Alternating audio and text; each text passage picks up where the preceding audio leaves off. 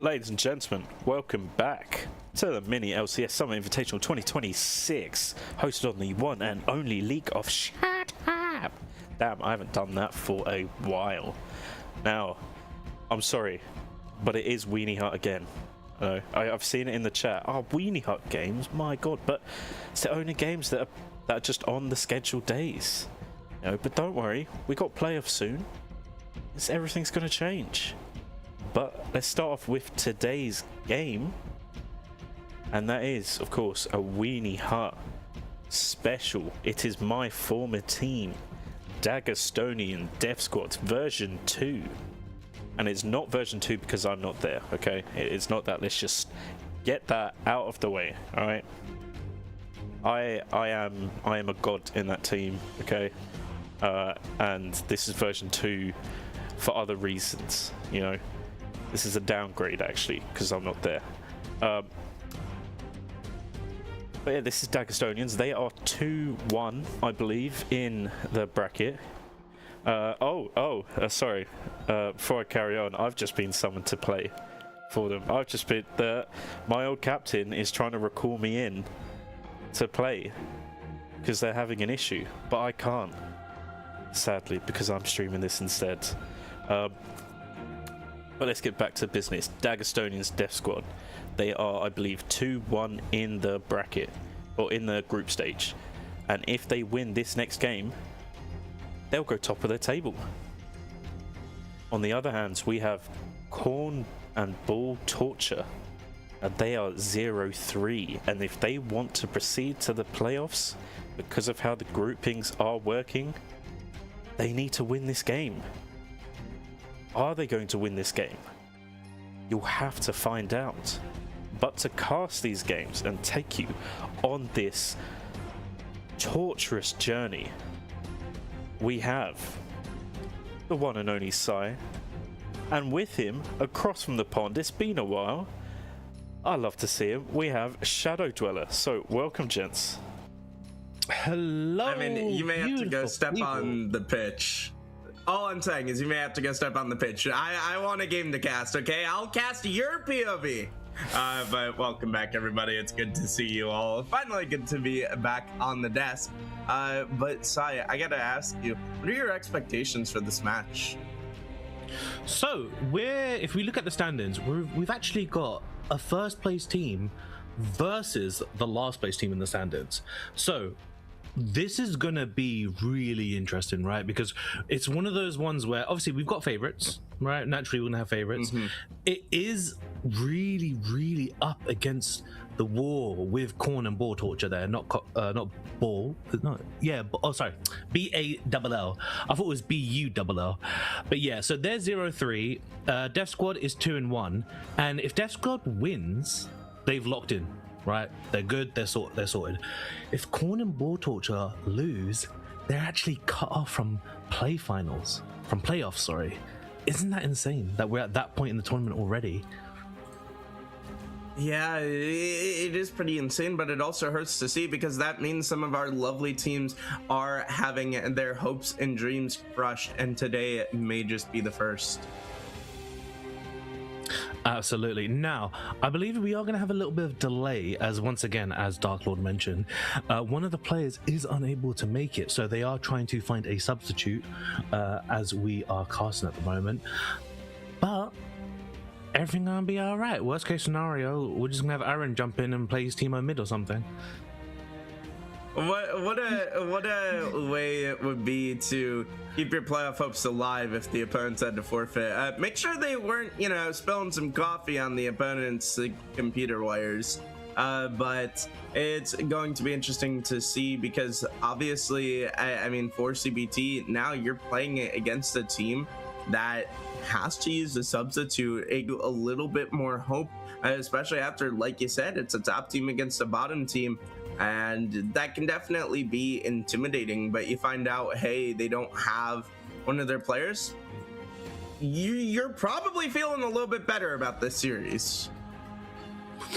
Sorry, just to confirm, who is missing their player, Dark Lord?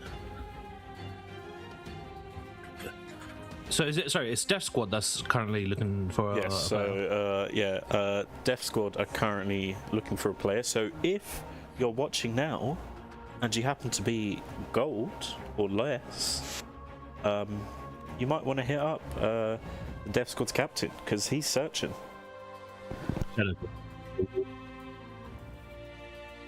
Yeah, it's an unfortunate situation. Nobody loves to see it, unless you're the opposing team. I think they love to see it. Oh man, easier match. Hey, playoff hopes alive. Yeah, they're probably pretty happy. What rank are you, Shadow? I hardly touch a rank. I am bronze on NA. You're bronze on NA. That would be a disaster. Yeah. Oh god. So hang on. I don't touch ranked. So if I'm Diamond 2 in EU, do you think we could merge together and we could both be the Phil? we just like every 5 minutes we just swap. I control mouse, you control keyboard. That's what we do. Yeah. Your like, balance out, right? Like, I'm on ping. Like we can't get in trouble, right? We're openly admitting to what we're doing. And it's balanced out. I mean, you have to cast your abilities around my terrible clicks. You're like, okay, it's time to ult, and I just click you in the opposite direction. No, you got the Lux 360 BM. I think it'll make for a at least decently fair fight. My stupidity, you're clicking. Call it the greatest duo of all time. Oh my god, wasn't that a game mode for a short while? I forgot what it was actually called, but that was a game mode. I'm pretty sure it was. I wouldn't know.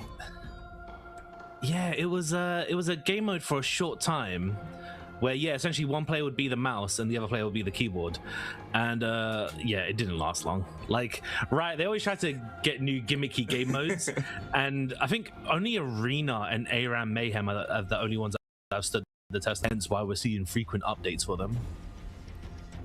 Yeah, honestly, I think I think that would lead to a friendship breaker. Playing one mouse, one keyboard. I can see that going very wrong. Imagine the meta for it though. That would be so interesting. I remember Twitch was really good because it was just like the mouse player would be the one that takes control, and it's just like, oh, you're gonna all in, press R. You see 6 stacks, press E. Like, it was super simple on those terms.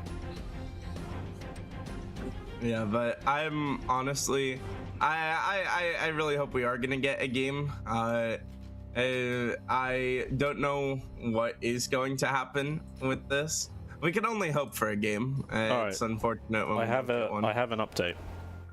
We do have an update. The Estonians were able to find a replacement, and they are joining shortly. I think we're just having a few client issues, but we do have replacement. It is Vicno. Vigna. So is this just a freelancer that's here? No. He has played, I believe, in the tournament before. That's all I can say right now, as I am busy trying to fix the client. Okay, fantastic. So we have, so once again, the favorites to win, they have a new top laner now. So, I mean, if you're obviously no, it's the actual top laner. He just was asleep. He is now woken up, and he is ready to play. That is what has happened. My GOQ partner. That sounds like my GOQ partner. Nalo, yes, that is all the shade at you. I hope you hear this. I hope someone clips it and sends it to you. It sounds like I play a competitive Rocket League in one of my leagues. I have a teammate who literally like gets on 5 minutes before the match. He'll text us 30 minutes before and say, okay, I'm hopping on in a couple minutes. And then we're like, okay. And then it's like 5 minutes before and he's like, hi guys, I'm here. And I'm like, great. The latest he's been was 4 minutes late. You know what it is? It's that anime protagonist. Oh, like the hero always makes his last entry sort of nonsense. That's what these players think it is. That is practically what's going on.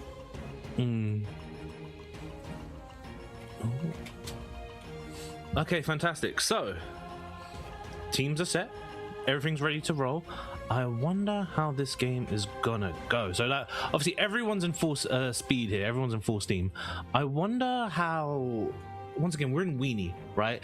They're very notoriously known as one of the most chaotic brackets of all time. So even if the teams are favored, do you still think we'll get to the best of 3 games? I don't know, especially since the top laner woke up. And I mean, if he woke up on the right side of the bed, I think this is a 2-0. Now, if he fell off of his bed because the phone call sound scared him, maybe we're in for 3.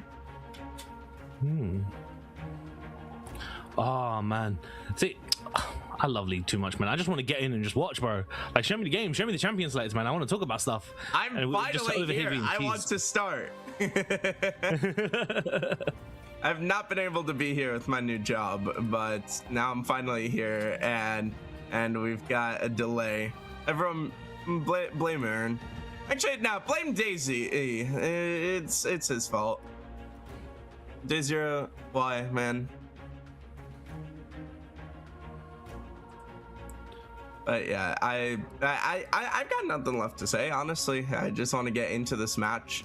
I think all that's been said has been said, and so, or all that can be said has been said. So it's definitely going to be interesting here.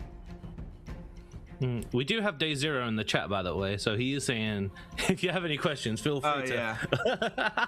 Yeah, Day Zero, why would you do this? Hey, Day Zero, do I get paid this week? Nah, I'm just kidding. I don't get paid. I was about to say, you get paid? Didn't do shit. Yeah, like how you didn't feed me this week. Hey, yo, it's his job to feed you. You're screwed. Yeah, exactly. Yay, volunteering! Yeah, that's my favorite thing to do. That's my favorite thing to do when it's a volunteer place. Just be like, hey, am I getting paid this week? Chaos. Just gaslight the freaking organizers as hard as you can. Yeah. When in doubt, gaslight. Let's go. Yep. Oh man, I literally have nothing left to say. I just want to get into this.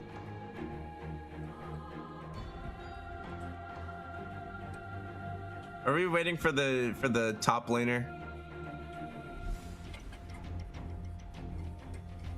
So he not only wakes up late, but he's waiting to join the lobby. Oh my god. Can't even blame this one on NA Productions here, like Jesus. NA players, man. Well, don't tell the top laner I said that. I think I'll get a very angry DM. Well, I personally am going to be looking at this top laner very heavily since he has replaced my role in the team. So I'm hoping only good things. Otherwise, let's see if version 2 is better.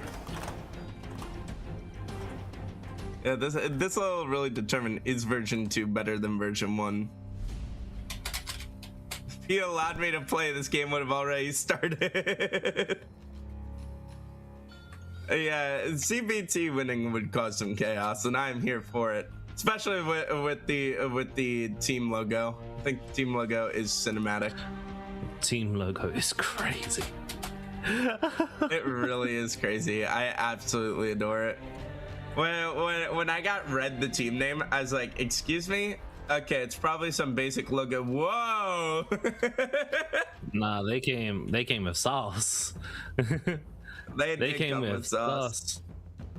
I'm just saying, that CBT logo, the grayed out person icon, that should have been me. Hey, yo. Hey, man. Listen, what you get up to in the weekends is your damn business. I'm just kidding. Don't worry, I'm just kidding. He says that until an Evelyn cosplayer slides into his DMs. Hello, hot lady. Hold on a second now. So, what were you all talking about?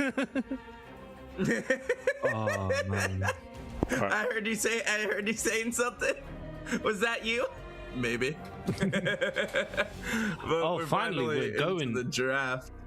Oh my god, the top laner finally joined the lobby. Thank you. So, picks and Tuba, bans. wait your turn. Wait, hold on. Tuba really wants to focus on himself and his game tomorrow. Tuba, wait your turn. Texted me, he said, you better be free tomorrow. I was like, no, I'm not. Also, ignore my bed behind me. I literally I forgot time zones, and I was changing my bed sheets, and then I was like, oh yeah, I have the cast now. Okay, so we're going into picks and bans. I messed it up a bit. Ooh, a cane. Yeah. Okay, cool. So we're going into picks and bans, and we're seeing 4 ADC bans there. That's insane. We're in Fearless draft. What the hell?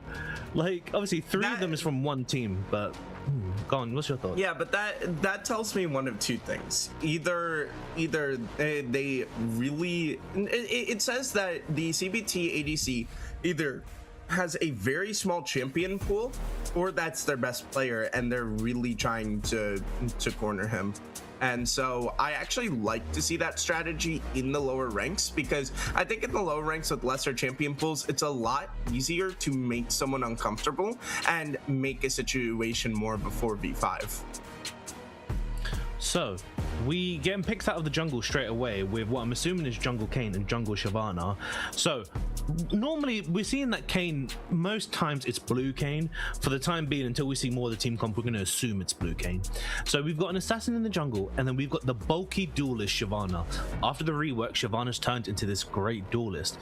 So we're going to have the really great frontline. We're seeing ADCs are getting picked out straight away, which, I mean, when 4 ADCs have been removed from the pool, it makes sense to pick these ADCs straight off the bat, right? And now we're gonna get, I would assume,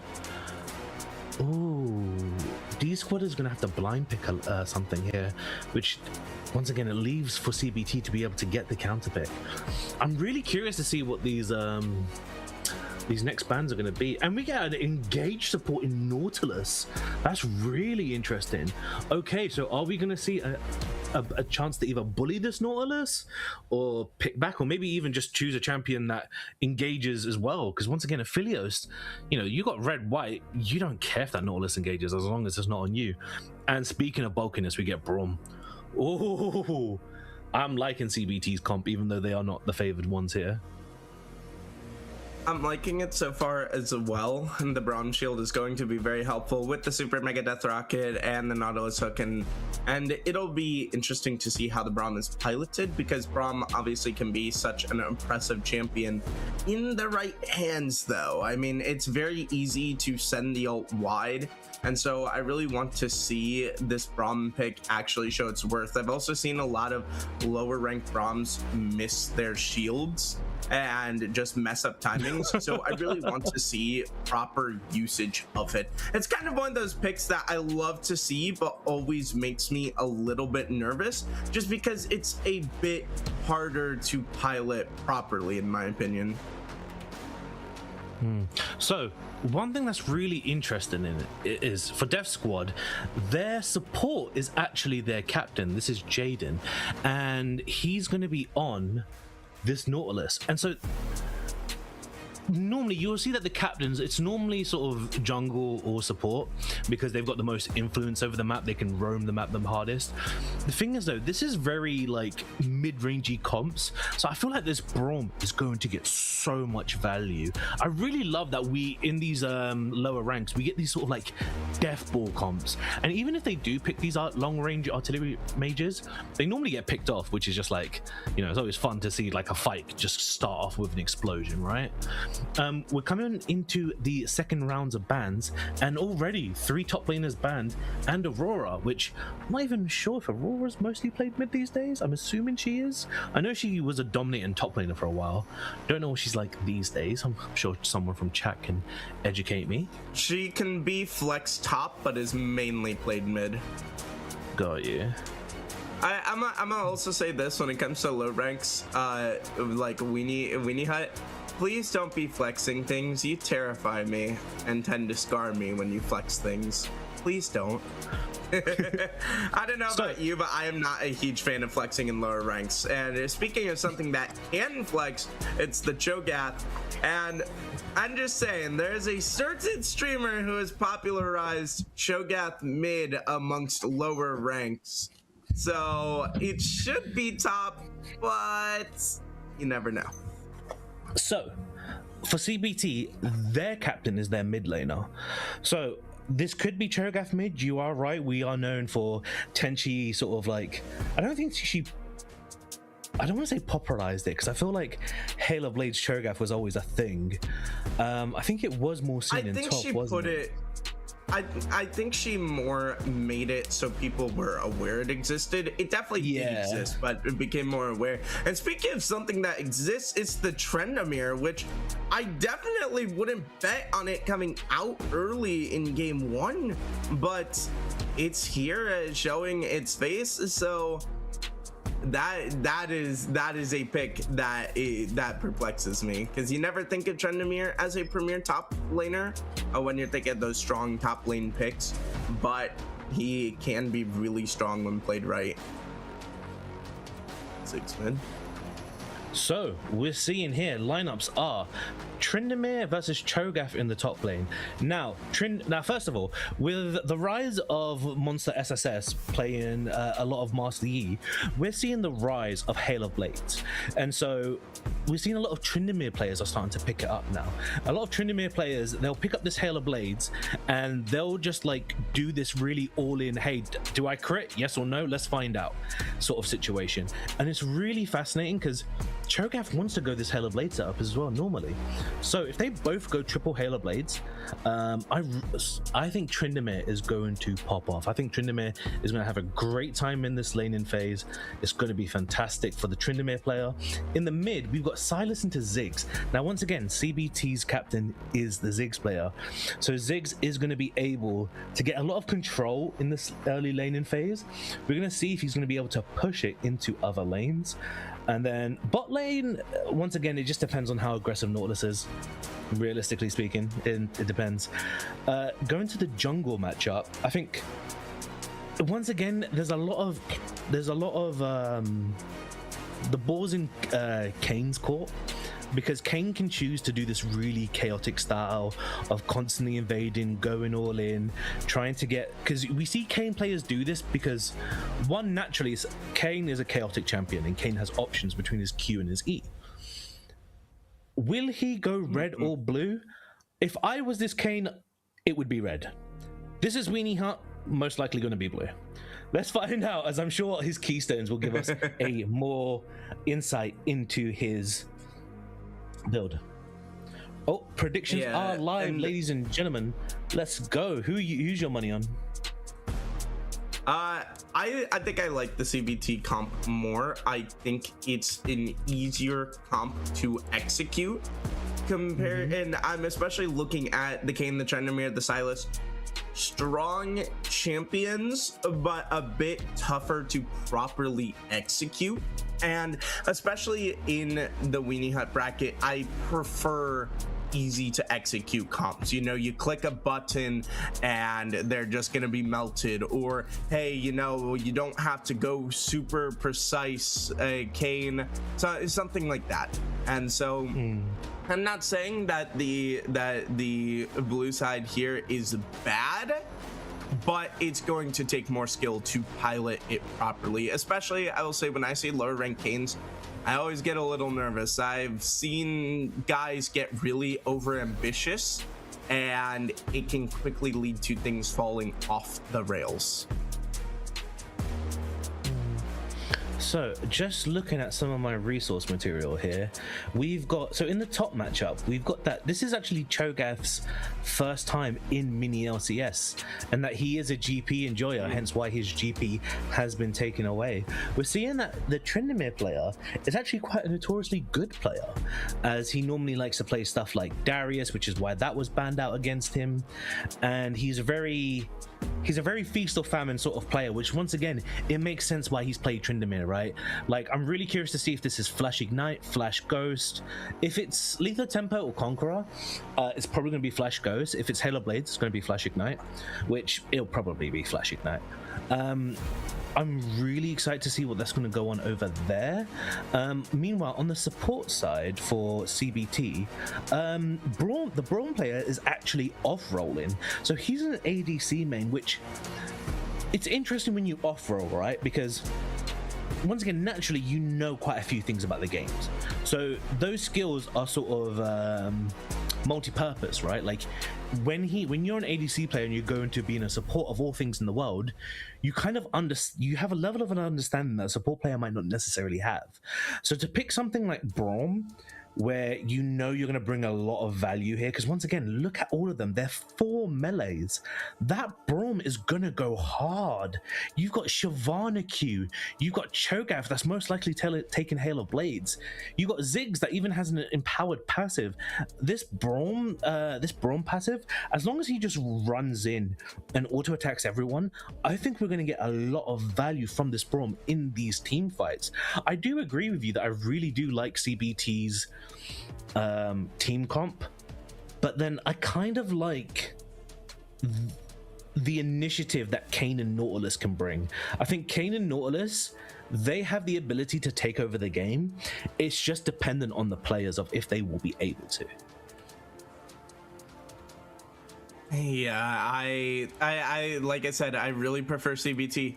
That Braum, especially into the melees, it's going to be a bit rough for this blue side, but the Sylas does have some interesting ultimates to steal, and so I definitely am interested to see how this goes. But something you got to keep an eye on is the Cho'Gath feast stacks. Obviously, it can be used as a empowered smite wheel, call it, but the other thing about it is I really want to see these feast stacks collected properly. It's really easy to say, there's a minion, and grab it as soon as you can, but sometimes you want to save it for the grubs, for the Rift Herald, for the Drake, for a champion, and just make sure to change where you are getting your stacks from, because if you just stack it purely on minions to start, it can lead to some problems down the line for collecting later stacks. See, this is where the Cho'Gath. Yeah, I didn't want to call that out. But Stop. Hey, man, I'm just saying, bro. Look at that Evelyn, man. She's giving you the wink, bro. I hate it here. It's all right, man. Look, I come back and this is what I get. Turn your head to the left. Look, she's right there.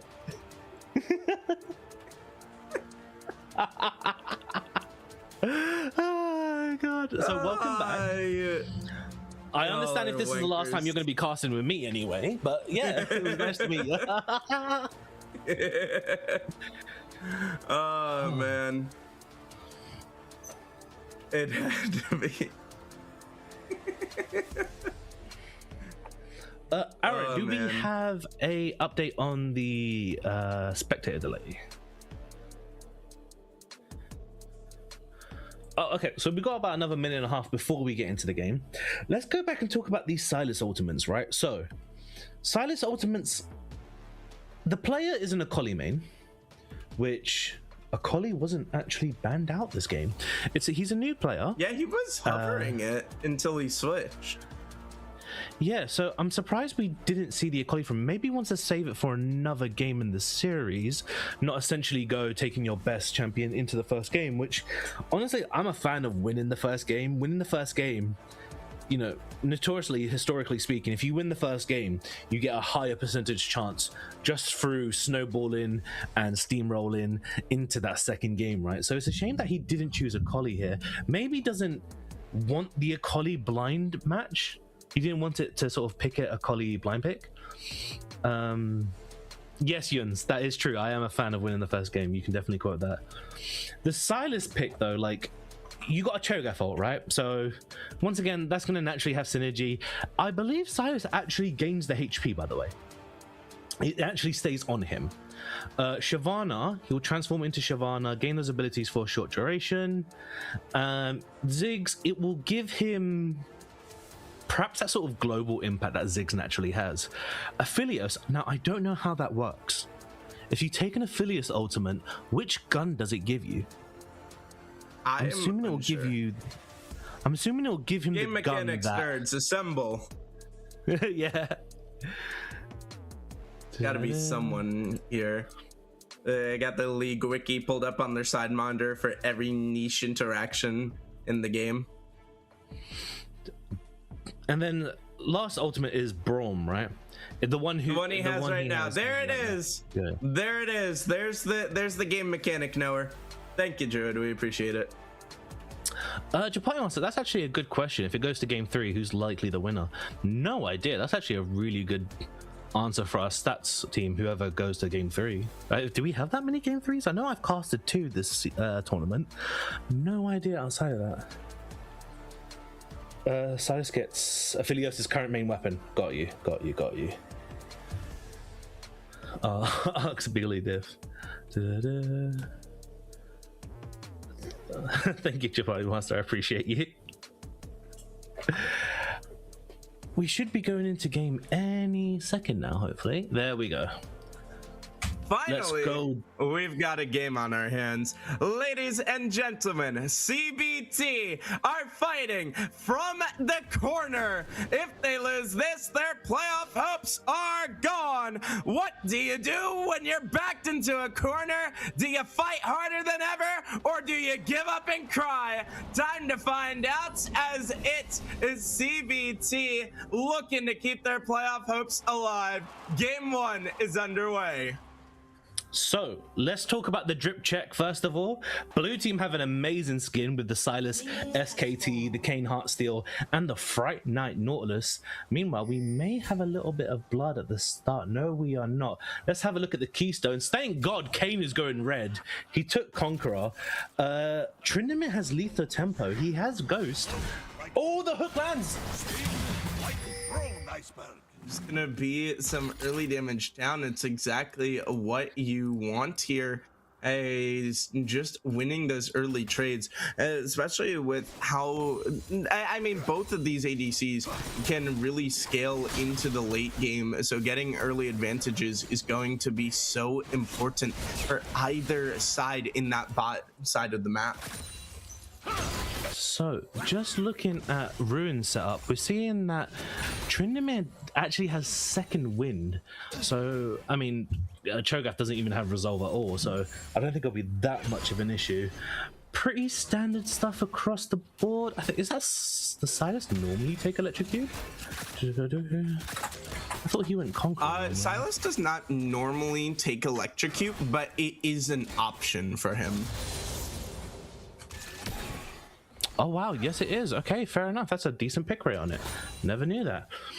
Okay, so red side getting a lot of prio here. Junglers are pathing downwards, so we're gonna at about 3:30 we might see a 3-on-3 for the Scuttle Crab.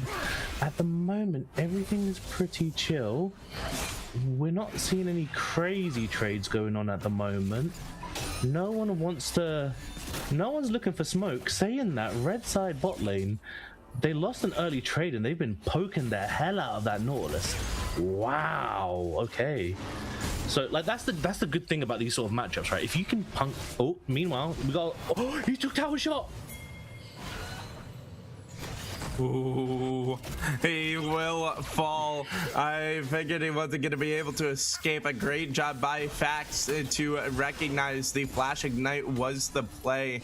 And what I was going to say was Trendemir should win the lane early on, but this now throws it into a perilous situation for him, as Fax is going to have an advantage here.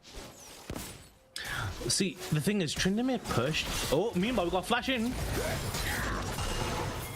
Ooh. Oh no, Insurgent. You just watched what Fax did. How could you let it happen to you? As the fight for the Scuttle Crab is going to be coming through, and Flash over the wall will go through. The Shyvana looking for a kill. Loomis does not want to let him go, and will not, as the Scuttle Crab goes over to DDS, but the kill doesn't. But now it's going to be a 2v2 Shyvana rotating at that brush, but it's not going to have anything come of it unless this his CC lands. But no, everyone going to walk away and just throwing the damage out. But I mean, I'm a little shocked Insurgent gives up that early kill. You did have the I mean, Ziggs obviously has a natural way to get away, is just getting a little overzealous. So real quick, sorry, on this replay, he's gonna he auto attacks. He's actually in tower range of that. That was insane that actually hits him. He is flaming the tower right now, because I know I would. Meanwhile, in this mid lane, the Silas player just knows his damage, buffers the knockback, and the ignite actually triggers the electrocute. For those of you who don't know, yes, ignite actually counts to 1 out of 3 of the electrocute, and they've just killed Trindamir again. What's going on top here? And Kane's gonna get run down. Fax running him into the dirt. It looked like Expert Baga came up for a gank.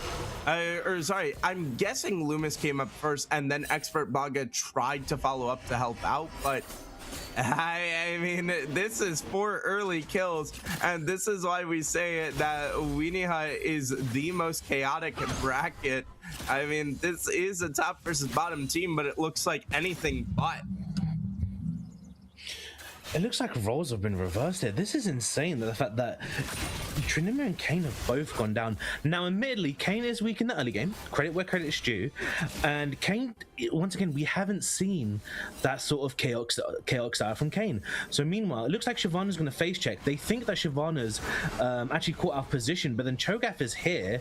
All of the fury's been built up. Trindamir's kind of overextended a little bit. Oh, he greets for the... Oh, I did not see that. That's how it went down. Painful. Like, this is the problem when you die early. Like, League of Legends is a game where, imagine you're playing basketball and a guy slaps the ball out of your hand. That guy just gets bigger and oh my god, he's dead again. Wait, no, hang on, no, he didn't. He actually got a return kill. Wait, what the hell? Hey guys, can you let us go over the replay, please? For 1 second? Like, what the hell? Stop fighting. Apparently replays aren't allowed. 2 members just died, and the gold lead that was at 1.1k is swung at 200 in favor of DDS. Oh, meanwhile, Morris is deciding to go in. There's just nothing to come of it. The Kane didn't want to push, but now he will. There's 4 members down here. Silas is here. Flash gonna be out of the Braum, but gonna be able to land right back onto him though, and is gonna pull him back into a lot of danger as the Silas bursts him out. So that was actually the Silas's ult taking the Ziggs bombs there. So I guess that's why they wanted to really combo that and get that pick. That was really insane. And we're seeing here that Ziggs, just once again, he's trying to roam. He's going to face check into a Kane. But like, Ziggs should be taking plates here. Ziggs, this is like your champion's gameplay. Go take plates. What are you doing? Like, stop wiggling. You're not doing anything here. Like, this is the problem. Like, when your laner has roamed, you're not going to catch up with that laner unless you're like a Twisted Fate, Pantheon mid, Galio, Nocturne. You're not just going to catch up in time. Meanwhile, Tryndamere trying to go all in. Tryndamere does have ult. No, he doesn't. Sorry, he actually doesn't. Cho'Gath does have ult. He thinks he's Himothy, and he's not. Okay, that happened again. Tryndamere's taken over, and then now they've taken on this dragon. Okay.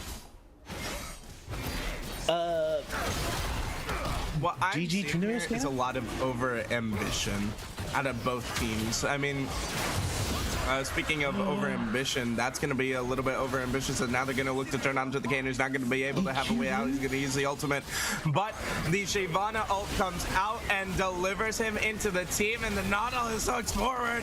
Netta, that's not the way you want to go. Barrier going to be popped on the backside as now the Aphelios is in a lot of danger. Shyvana ult is stolen away. This Silence is turned into a dragon and is feasting on all of them. It's 3 dead.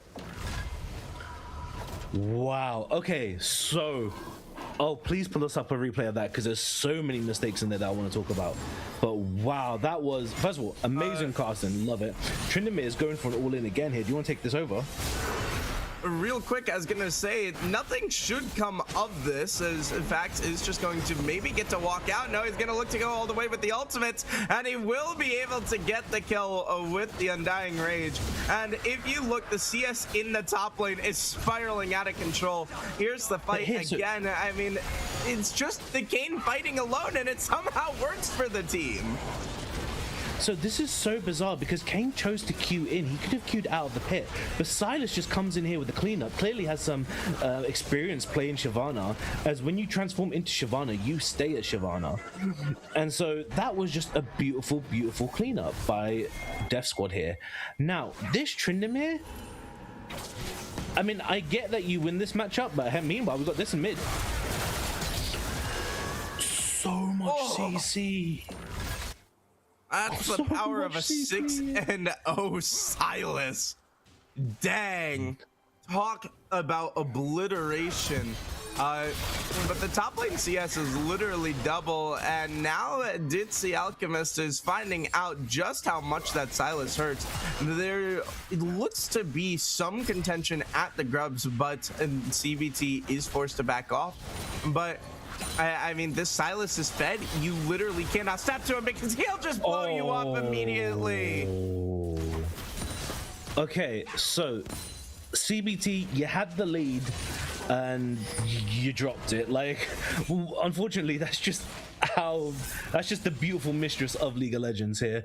Meanwhile, Tryndamere, he just doesn't care. He will take a trade in your minion wave and then just walk away and heal back as if it never happened. Oh my lord, this Tryndamere is actually going to take over the game, and he didn't even go Hail of Blades. Like, this is bizarre. Meanwhile, we've got Shyvana coming in. I mean, right now, this is just brutal. Now, obviously, Vinko doesn't know that the Shyvana is up here, and he's going to realize his mistake as he flashes away, and that will keep him alive. Right now, the support game is just not going the way you want it to. As the Silas is going to be able to steal the Glacial Fissure, and it's going to be able to land. Support's still alive somehow, but the shield's not enough. Shyvana on the top side for the 2 versus 2. They're looking to go right onto Expert. Baga is going to look to use his ultimate to stay alive just for a little bit longer. Now Fax is going to be going down. The ultimate kept him alive long enough. But goes on a rampage. I feel sorry for your neighbors. Moving past that, that was an insane 2v2 in top lane. What a sort of outplay by DDS there, just to like absorb all of that, getting great quality out of their abilities. And Shyvana, you must be so infuriated. Like, you're burning your ultimate here, like, and you're not getting anything from this. Meanwhile, this Sylas is absolutely a menace. He's completely taken over the game here. And oh, we got a fight in bot lane. Oh no, Mark is just caught out. The Aphelios, one of your last hopes, one of the only members having a decent-ish game. Doesn't even matter. It's a double kill to the Jinx. And this one might as well be wraps on the 7k gold lead. In fact, he's gonna have his life wrapped up under the turret as well. No, Vinko finally doesn't let his hubris get the better of him. Oh, he's in a ward here. Oh, Halo Blades is up. He pops the... No, did he pop the... Oh, yeah, he's in Undying right now, right? Yeah, he is. Okay, cool. Ultimate early. I was about to say, okay. That's what he tried to do. He tried to predict the feast, and he didn't predict it. Great play by Fax to bait out the ultimate. Both of them knew the other one had their ult up, so it was just a game of baiting out the feast. That's what was going on there. Well played by the Cho'Gath player. Meanwhile, Sylas is face checking into a Shyvana, but it doesn't matter. He's turning it on. Sylas just doesn't give a damn. Oh, the W though! The shot down on Ziggs. Great satchel, and the Ziggs is one of the members you do want having that shutdown, but it feels like just a little compensation for a punch to the face, as it's 2 more kills to that Sylas, up to 9-1. Okay, so if you're CBT and your mid lane, Ziggs in this case, is the captain, you must be so stressed because you're the captain of your team and you've gone 2-5. Like, you've just got to shut down good stuff, but like the pressure that must be on this player must be intense. But Sylas is doing such a fantastic job, bearing in mind he's an Akali main. Like, we haven't actually seen the Akali yet. He was able to pick it. He chose to blind pick Sylas. Like, I want to see this guy's Akali now, because, bro, if this is what he's doing on Sylas, bro, Akali, he's going to be fucking screen to screen to screen to screen. Meanwhile, I've got a trade in the top lane. Yeah, but Vinko just... Yeah, Vinko just cannot quite go in here, because this is when the Cho'Gath does get a lot more tanky and is not really burstable anymore. As the turret shot comes out yet again, the turret is not... I mean, if I'm Vinko, I'm probably emailing Riot after the series and saying, can we remove turrets, please? That's definitely what I'd be doing. But now look out, there is an invade in the jungle. They're gonna be hunting Loomis here, and luckily Insurgent picks up on it, so it will be snuffed out. And these wards will snuff out the incoming pressure, but the problem is the dive could come in. Loomis and Insurgent rotating to help out, but they're gonna catch Insurgents. Here goes the Sylas, gonna look to quickly burst him out. The satchel's gonna be good enough though to keep him at bay. Super Mega Deathrock, I believe it was, went wide. Chomper's gonna make sure there's no counter play, but with a 6k gold lead, I mean, CBT, you can't just you can't just survive. You need to go for some sort of counterplay. So we're not getting value out of this Braum pick, unfortunately, and Sylas is just roaming and taking over. Meanwhile, you got Tryndamere just solo contesting camps by himself at the moment. I mean, when you're Tryndamere, that's what you're gonna do, right? When you need to start influencing the rest of the map, because as you said, can't tower dive a Cho'Gath, but you could tower dive a Ziggs though. Maybe not. Oh, the Ziggs! Oh, what the hell is that? Oh my god. Okay, Ziggs ult going beyond wide there, as if he's trying to ult someone in the next game. Let's have a look at items. We haven't had a chance to talk about this. We're seeing that Trinimir's finished Ravenous. It looks like he's really close to PD here. Meanwhile, Cho'Gath went for the Omen, went for that specifically teched item against Tryndamere to reduce those crits. We're seeing junglers both on first item. We're seeing, I'm assuming Sylas must be sitting on a lot of gold at the moment, because both mid laners are on one item and a little bit of components. That's very bizarre. Hopefully he's going to spend his gold. ADCs are on the same money. Meanwhile, what? Oh wow, Tryndamere can just do that to you. Trinidad can just do that to you. He can just take 2 plates under your tower, not even care. And meanwhile, both supports have finished Locket. It feels like DDS hasn't spent their gold. There should be a bit of a bigger, there should be at least an item. There we go. So Cho'Gath finishing Omen. Meanwhile, as Cho'Gath finishes his first item, Trinidad is on his second. Shyvana thinks that this is a pick. This could be something. There's no one to protect him. They are chasing it down. Aphelios is going to come in here and pick him up. Nautilus, Bossman, you want to talk about that flash?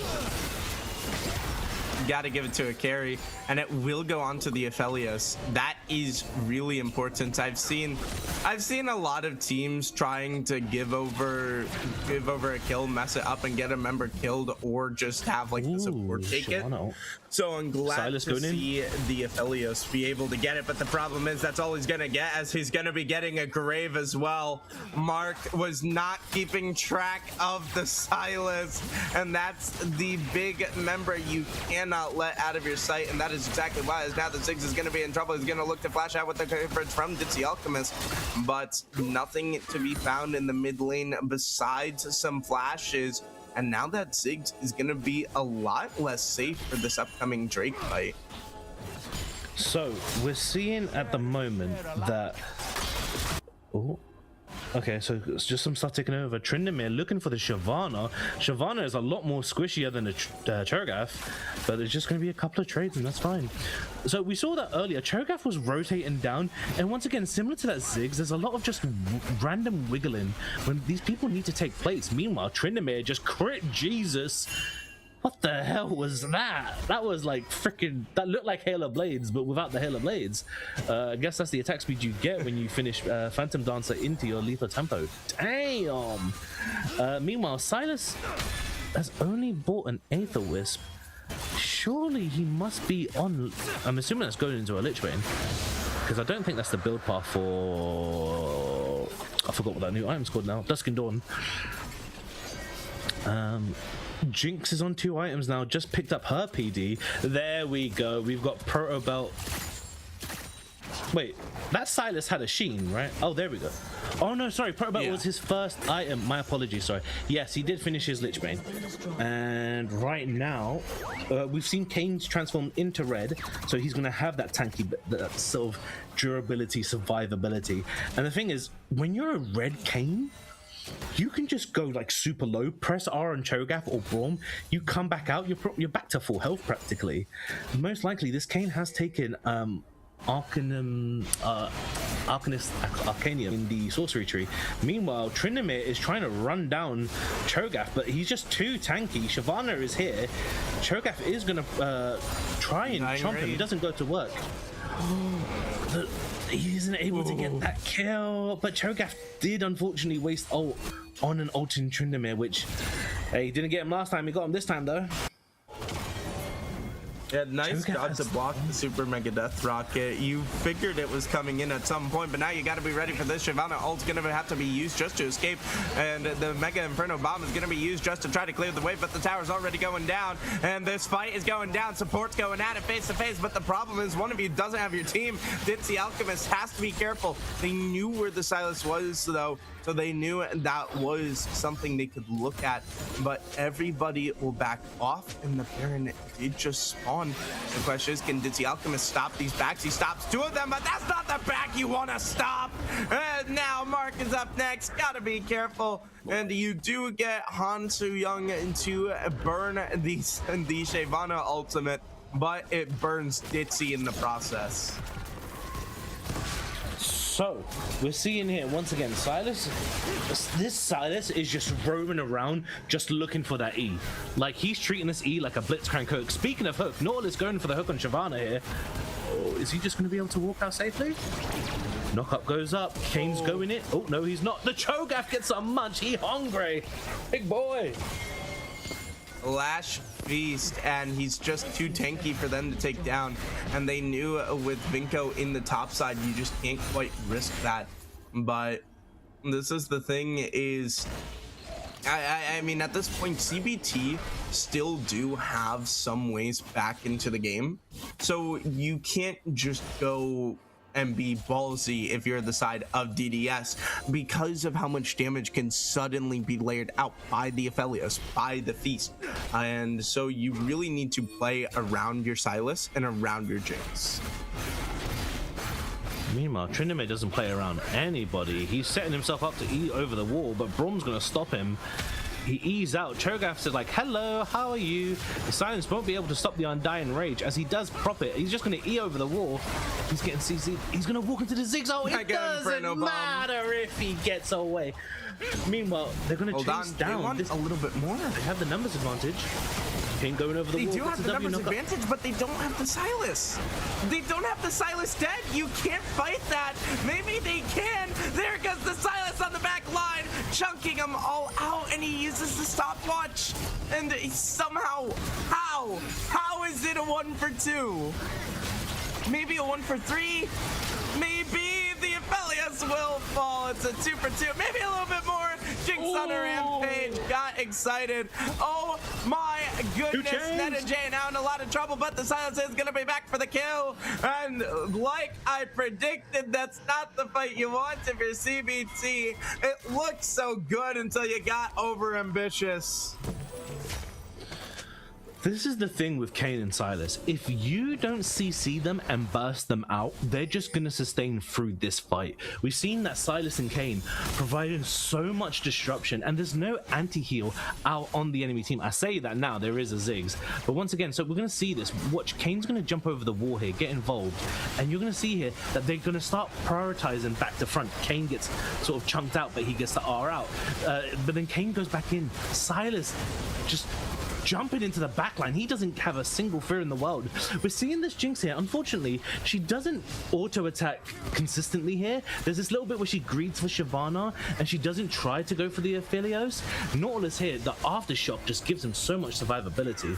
Meanwhile, we've got to prep for another fight, potentially. This must be over Dragon, as it's the only reason why all of them are here. Nautilus getting chunked out. Oh. Shyvana's on the side. Sylas is super behind the pit. On the side, but she doesn't have anyone to go for. This Braum is left alone. Dinty Alchemist, where are you going? Glacial Fisher going to be used. Is going to be able to pick up the Nautilus. As now Tryndamere looking for the angle to go in. The Sylas is at the Drake, but there's no way to enter. They know what it means if they walk up, and Dinty Alchemist is going to be falling. And now the Tryndamere is going to go back, and here goes. It's on the back line. Sylas found and Mark's already dead. No more damage left. The Ziggs ultimate gonna come out, but the Mega Inferno Bomb is just gonna go onto the Undying Rage. As all 4 members have fallen, it's just Insurgent left, and he's gonna be hunted down.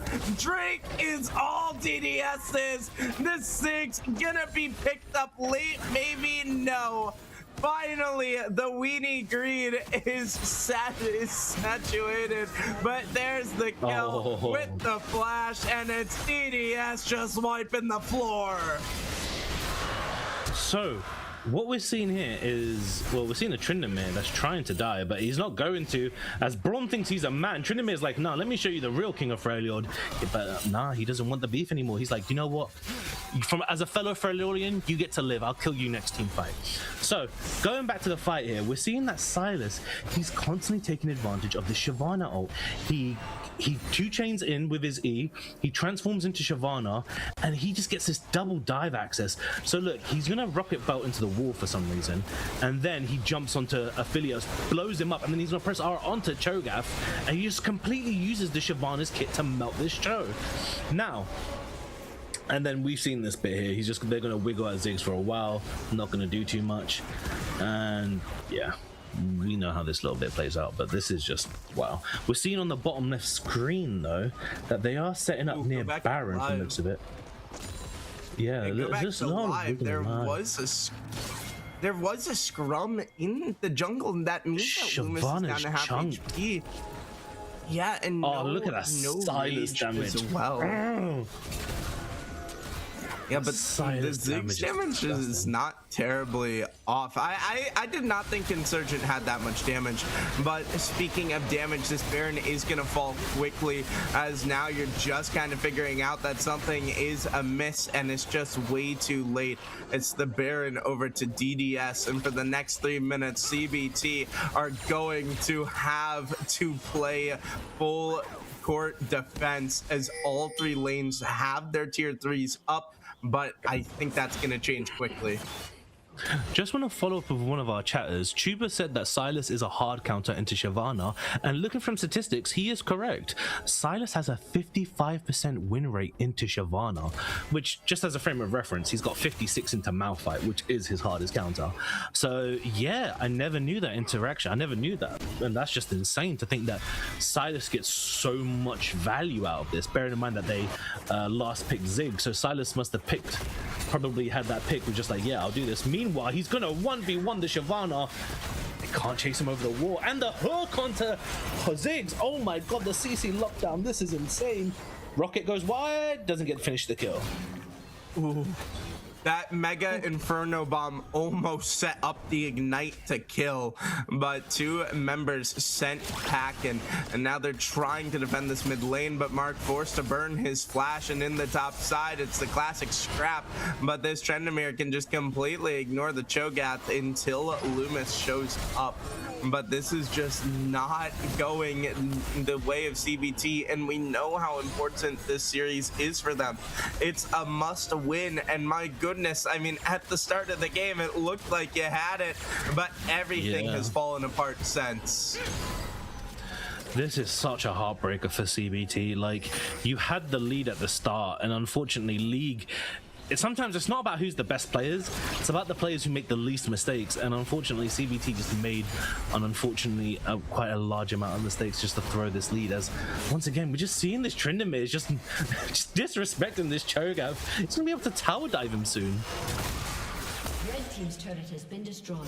Yeah, and that's the first of the tier 3s, and that inhibitor is going to go down with a minute 20 till that Ocean Soul point coming up. It's going to be the right move to take the inhibitor, but they're opting not to take it yet. They want to take the mid next. Mega Inferno Bomb's going to put out a lot of damage, but here goes that Silas onto the back line. Mark's already dead. Next to follow up, and now the Shyvana's going to go onto his backside. Picks up 2, not going to find a third, but the flash feast is going to be good, but it's only good for so damn long.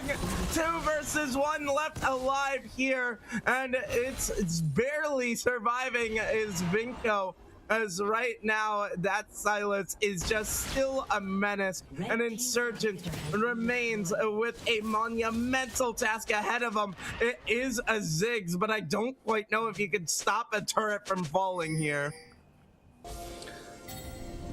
Damn, man, how's your throat doing? Wait, pause. Meanwhile, we're gonna go over this team fight again. As Ziggs tries to ult here to wave clear, Nautilus just presses R onto the Filio. Shyvana's like, Silas is like, let me do my Shyvana impression and dive them. Then Shyvana's like, I can dive too, but unfortunately, even though you get 2 kills, you get bursted out by the Jinx. Jinx dies on the back end of it, and then we've got this. Sorry, I just read someone said throat going. Twitch chat. Oh my god. This is gonna like follow me around. I'm gonna be like casting professional League of Legends in like 5 years, and someone's gonna come up to me. Are you the MiniLCS throat goat? just have the CBT logo on your face. Like. Yeah. And now, so it's gonna be KV1 in the crowd with the CBT logo. Remember me! You casted that game, I got something. Oh my god, on the big screen. It's making it at the big screen. Oh my goodness, stolen away, and it's gonna buy them a lifeline, at least for now. Oh my god. Silas almost found the pick in response, and 19 HP. Oh my goodness, he just got nervous. I mean, as a jungler, I can tell you, when you see that Mega Inferno Bomb coming in, you do get nervous about the smite timing, but you gotta stop hitting it. That's what you gotta do. And the problem is that Shyvana's gonna be hit now, and she's gonna have to use the ultimate to get out of there for now. Inhibitor gonna be going down though, and now it's just about the final stand. Super minions are coming in. Obviously, the Shyvana ult stolen away yet again, and it's done nothing but good for him. Waiting to use it, and he's Mark on the backside. Mark's already dead. Tryndamere gonna be going in all the way. It's looking for the head Zig that is gonna be able to take it down with the Undying Rage to stay alive. Everyone's gonna be falling. Everyone's dropping, and it's a bad season and another bad game on top of it. CBT down to their final life. Wow, that was a very that was a very dominating performance, and clap back there by Death Squad. Wow. Okay, cool.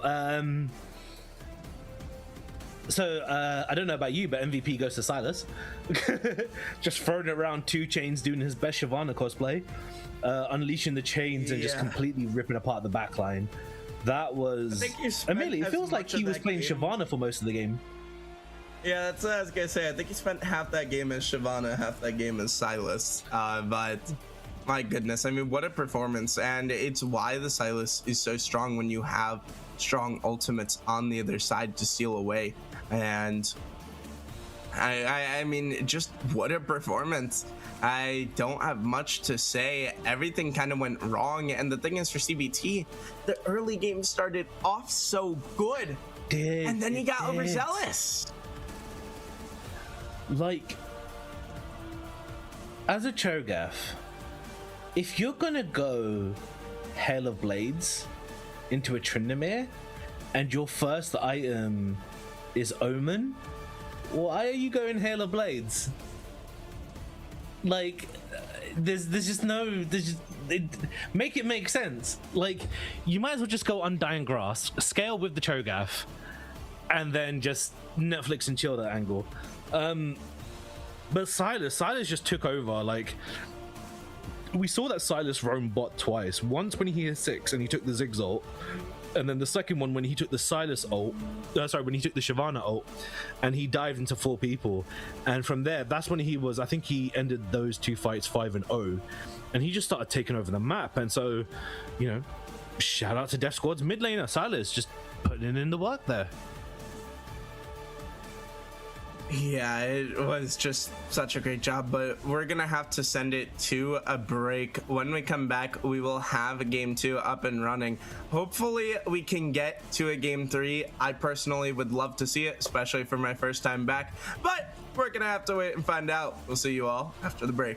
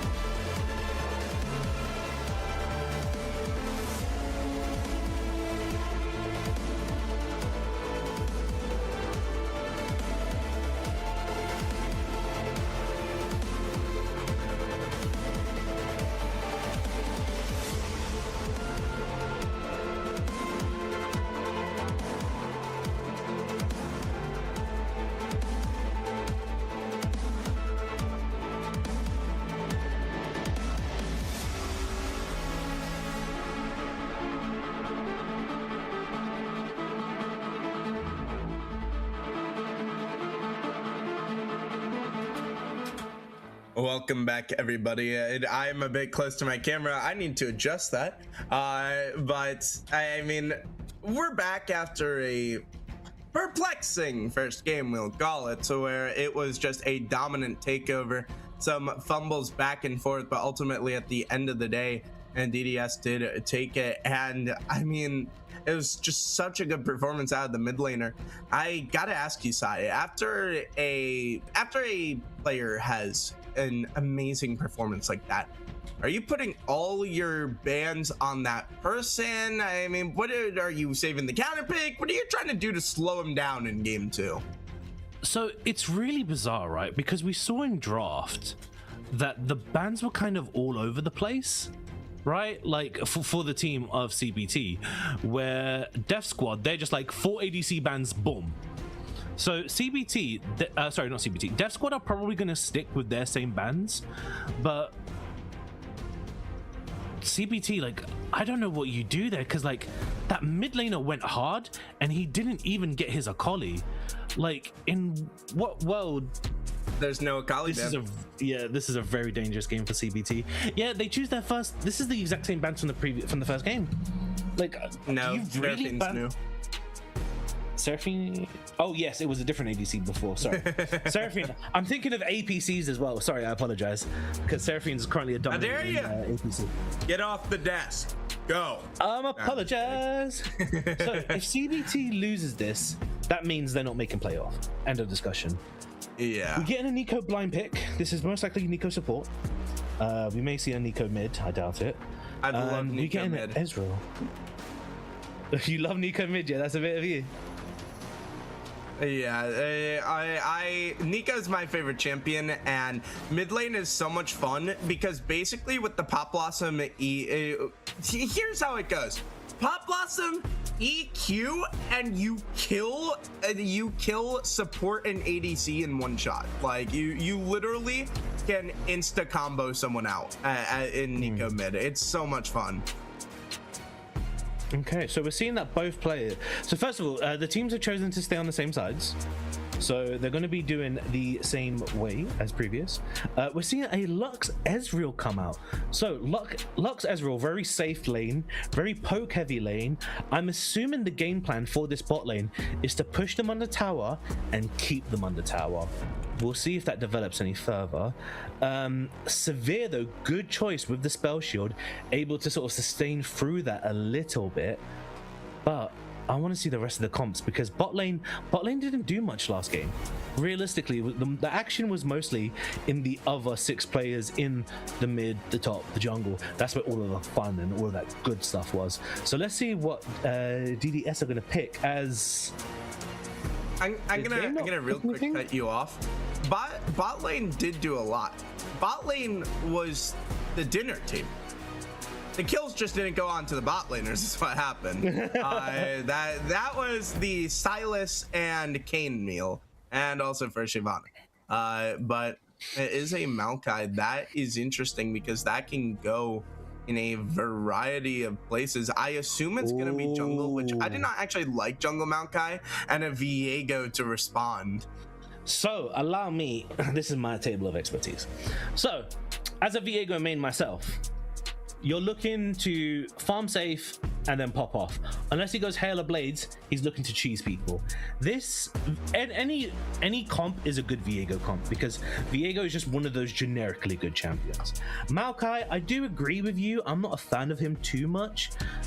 Whether that's jungle or top, once again, we just saw the top player dominate with Tryndamere, so I'm assuming that's a jungle Maokai. That's very bizarre to see that on top. Yeah, it's got to be jungle. And we're seeing that, once again, you know, CBT, they agree with us as they're banning top laners heavily.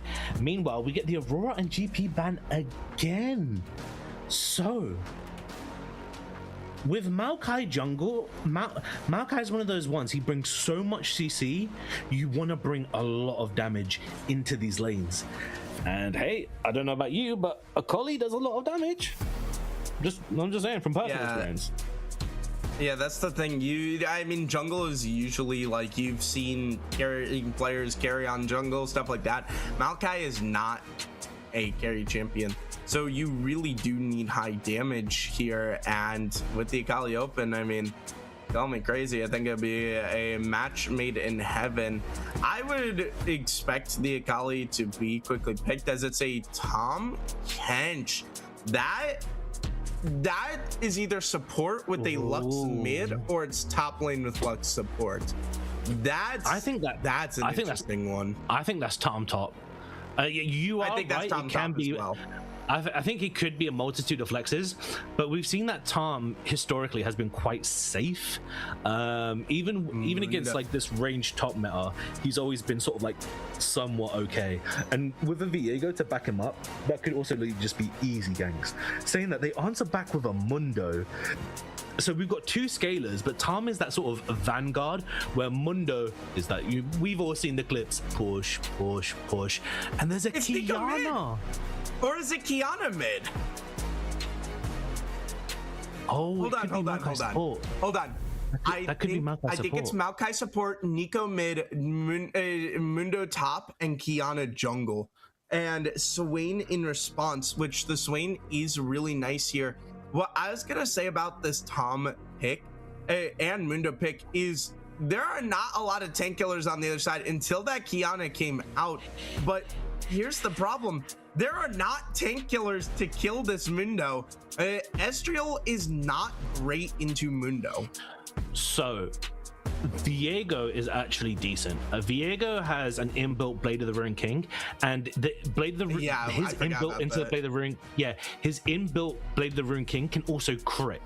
So if Viego gets ahead of Mundo, keyword gets ahead, then he'll be able to do okay. But if Mundo gets ahead, Viego ain't gonna do shit, unfortunately. It is Kiana mid. Now it's Swain mid. Yeah, okay, cool. So this is, so first of all, I love this Swain pick, right? Because with this Swain, the Swain pick's great. You're going to be able to sit on top of Mundo and Maokai and never leave your ultimate. So you're going to be a great threat. You're going to make Tahm and Swain are going to make so much space. By the way, Aaron, did we have the predictions out? Because I want to bet on this. And yes, there they are. So I really like CBT's team. I really do. But from what we just saw, I'm concerned. Yeah, I do prefer it. Also, not to mention, the Kiana and Nico are going to feed that Swain ultimate, because Nico and Kiana both have to go in with their ultimates. So I mean, you're kind of just feeding the demon here in the mid lane, and the Estriel is going to be good for getting away with that from that Pop Blossom. He's actually one of the few ADCs who literally can get away from a Pop Blossom. Most ADCs struggle without that flash, but since he gets kind of a double flash, it actually makes it so it's doable for him.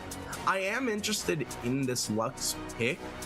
I honestly feel like it's a bit out of place here, even though it does bring the CC, but I just don't like the ultimate on the support side, because it doesn't do as much as you think, and there's not really a champion you're looking to really blow up. I mean, you get to do half of the bot side's HP, but that's kind of it. But I'm especially looking at this Kiana mid. That's gonna be fun. So here's things to keep track of. Dev Squad, they don't have decent AP. They've got the Nico burst, and they've got like small percentages on Maokai and Mundo. So this Tahm could get away with 2 armor items after his first MR item and just be unkillable. Swain will probably get Zhonya's and he'll be fine. CBT's team, I really like it a lot because your goal is to get resets, right? Tom and Swain are going to be your front line. Ezreal and Lux are going to be your back line. Viego gets to kill who's ever in between those two, right? And the thing is, when you get a reset for Viego, not only is Viego about to pop off, but then this also heals the Swain as well. Swain gets a chunk of health from picking up soul fragments. And I believe it actually fully restores his ultimate as well, in terms of that bar that's underneath it if it ever times out. That being said though, the Tryndamere player from the last game is playing Mundo this game. And I think I'm very curious to see how he'll do into Tom, because it was very bloody at the start, right? Until the junglers got involved. And then when the junglers got involved, Tryndamere was able to sort of take over. I'm really curious to see if this Mundo is going to go 0-7 or if we're just going to be playing push, push, push, push. What's your thoughts? Again, I do like the Mundo pick here.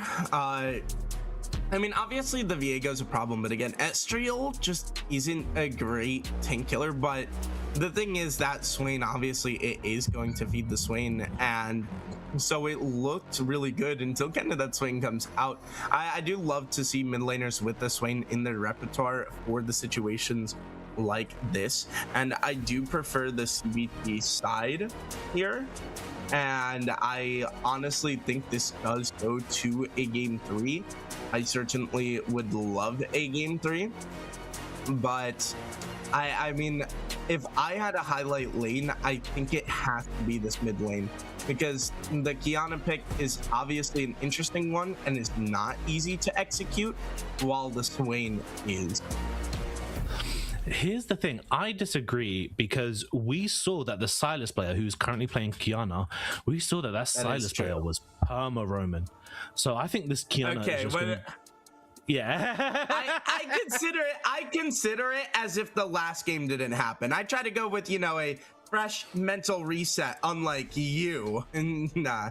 Well, okay, but I look at player tendencies, okay, and people wonder why I'm the oracle here. I think this Kiana is going to push out. I think she's going to get double kill in these sort of dragon fights, not even dragon fights, these dragon areas, because we saw that's what he did last game. And Kiana is a disgusting jungle fighter. You know who else is great in jungle fights? Maokai and Nico. You know who can get you there faster? Severe. And once again, Mundo's just going to be left on the island on his own, just doing push, push, push, push. So once again, I'm as a Viego one trick, I really want to give some shout out to my boy here on CBT playing Viego. But here, unfortunately, there's no one when you transform into that's going to be a good sort of like that's going to be good at killing Maokai or Mundo. But if you kill Kiana, once again, turning into an assassin is the best thing for a Viego. Assuming that you know Kiana's abilities, you will easily be able to get a second reset there. Severe, not going to be too much. Mundo, not going to be too much.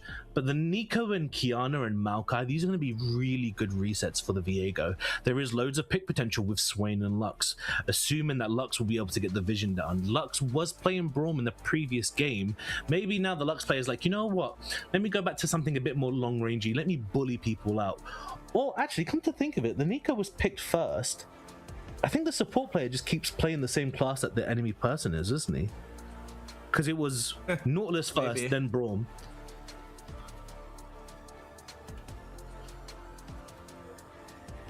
Yes, and sometimes you just copy the other team's homework. And the other thing to note, obviously, is that the Lux is the one off-rolling. So yes, the Lux is an ADC main. I just don't like the Lux pick here. It can definitely work, but I think it's very hard to line him up in the ult. And my concern is you don't have... Normally a Lux ult works when you have a group CC, like a Pop Blossom. It does not work as well when you have more single target CC. Now you do have the Swain, I think it's W, the pull, but it's just a bit rougher for this Lux to really get value out of her ult here. I'm gonna pretend I didn't read that comment, gave you one. ADC's. I'm gonna pretend I didn't read it. Oh my god. Okay, so that being said, how long is it until we're in game? People's computers are very slow this set. Okay, 30 seconds and we'll be in game. Okay. Well, we're going into it now. Last game, like I sure hope you can't hear my dogs. My dogs are going roughly crazy downstairs. I think they're just excited for this match. Excited for some of the picks we have coming out here. Oh man, this is my first time casting a Viego. I'm actually so excited. I hope this goes well. We'll have to wait and find out, but ladies and gentlemen, it's time for the questions to be answered. Can Daxdonian's Death Squad be able to take hold of that 1 seed and send CBT home packing? Or can CBT at least extend the Cinderella run they're looking for just a little bit longer? So far, you have not stepped out of the carriage. This is your final chance to, or you're gonna miss your stop. Let's find out as game 2 is underway. Ladies and gentlemen, when I'm caster, you know we're going to be doing the drip check, and Viego has the 250 Revenant skin. My man! A lot of people would be disappointed in with us, and you know what we tell them to do? Go fuck themselves. So, meanwhile, that's the only skin worth note. Everything else pretty sort of like in that 1350, unfortunately. It is what it is. No, so keystone wise, we're seeing pretty standard stuff across the board. Swain has opted to go Conqueror, which, you know, Swain has quite a few options. And let's have a look if there's anything crazy here. Mundo's Maokai is first strike. Excuse me? That has to be the wrong runes. He locked in the wrong runes. I'm just gonna call it now. He locked in the wrong runes. No. We did not go Maokai first strike. It is a thing. It is a thing. No, and what no, you do is you try to play. Hold on. I've seen it before. You try to play off your sap. That's what you try to do. It's not a good thing, and it's not a popular thing, but it's a thing I've seen before. And it all comes down to playing off of your saplings. That's what it is. But speaking of playing off your saplings, this Ezreal has grown from the grass and almost pops the Nico, so he's going to be sent back. Okay, so what happens in Bronze NA, I hope stays in Bronze A, because I don't want to see first strike Maokai. I've seen it casting before, man. I've seen a lot of crazy things. Wow. Oh, it's him actually. Tuba's saying that it's actually this specific player who's done it before. So you may have casted one of his games. I've seen it before. You literally just like sapling play, and that's what you like. Pro builds. We just got linked to a pro build. Yeah. Oh my god. Meanwhile, Gagkid mid, Swain's going down. Speaking of oh my, Insurgent's down in the mid lane early yet again, and Vinko gonna be the next to drop as Fax was able to solo bolo him. Okay. So I mean, once again, so we kind of expected this, right? Maokai does bring a lot of CC to the table. And once again, Mundo, we knew he was a bit of a feast or famine player going into this. So we'll see if he'll be able to come back and do that classic push, or if Tom's going to be able to take over and be the sort of cancerous frog that we all know him to be. Dusk and Dawn, like Q, Auto, R, I believe the combo is, which is just disgusting. That's available to him now. Meanwhile, a lot of damage going on to Nico, though. Holy crap. Ezreal's Q goes wide. Doesn't find anything, but Nico just got shoved out of lane. Nico keeps getting shoved out of lane. This is not the first time it's happened. And now, I mean, the bot side went a lot better for DDS last time around, and so it's definitely going to be different with everything going differently here. But the problem is the Lux is going to have to immediately flash out as the Maokai's here, and that's the first kill over to Jezu, and he will only pick up one, but it's the Lux that is down. Okay, so we're seeing here Viego very smart here. You see that Maokai's bot lane doing this overextended gank. You go and punish him. You take his camps. Meanwhile, it looks like there's going to be a dive onto Ezreal. Does Ezreal think he's Himothy? He doesn't buffer any CC. Unfortunately, they just lock him up. But it doesn't matter. He gets a kill on the way out. That's a good day to feel Ezreal. 1v3 gets a 1-for-1. I mean, you definitely do feel good. Just a little bit of Jesu hanging around for too long as he took a turret shot, as Insurgent gonna be in trouble and has to flash. And we know Insurgent does not do well against these assassins based on how the last time around went. And it's not what you want to see, but this is what you want to see. Loomis picking up a kill on your boy Viego. And I gotta ask you, when Viego gets those kills early, how easy is it for him to snowball it? So what we're seeing with Viego is that when he gets that Kraken Slayer, because of his passive, he's able to get so many applications of it in such a small trade that it's not the fact that with the lead he's going to be able to dominate, it's he's going to get to the power spike faster that he'll dominate. Unfortunately, we are seeing that he's overextended on the map as he hasn't actually done his first back yet. I'm expecting him to clear down to Raptors and then he's going to back, but this should be, I can't even remember what the item is called. There's the 1.2k gold item that builds out of double longsword and dagger, and then probably Rectex as well for the movement speed. And speaking of which, though, we're getting a really aggressive trade in mid lane. Swain ultimate coming out. Don't think it's going to do much. Meanwhile, we've got a fight in the bot lane.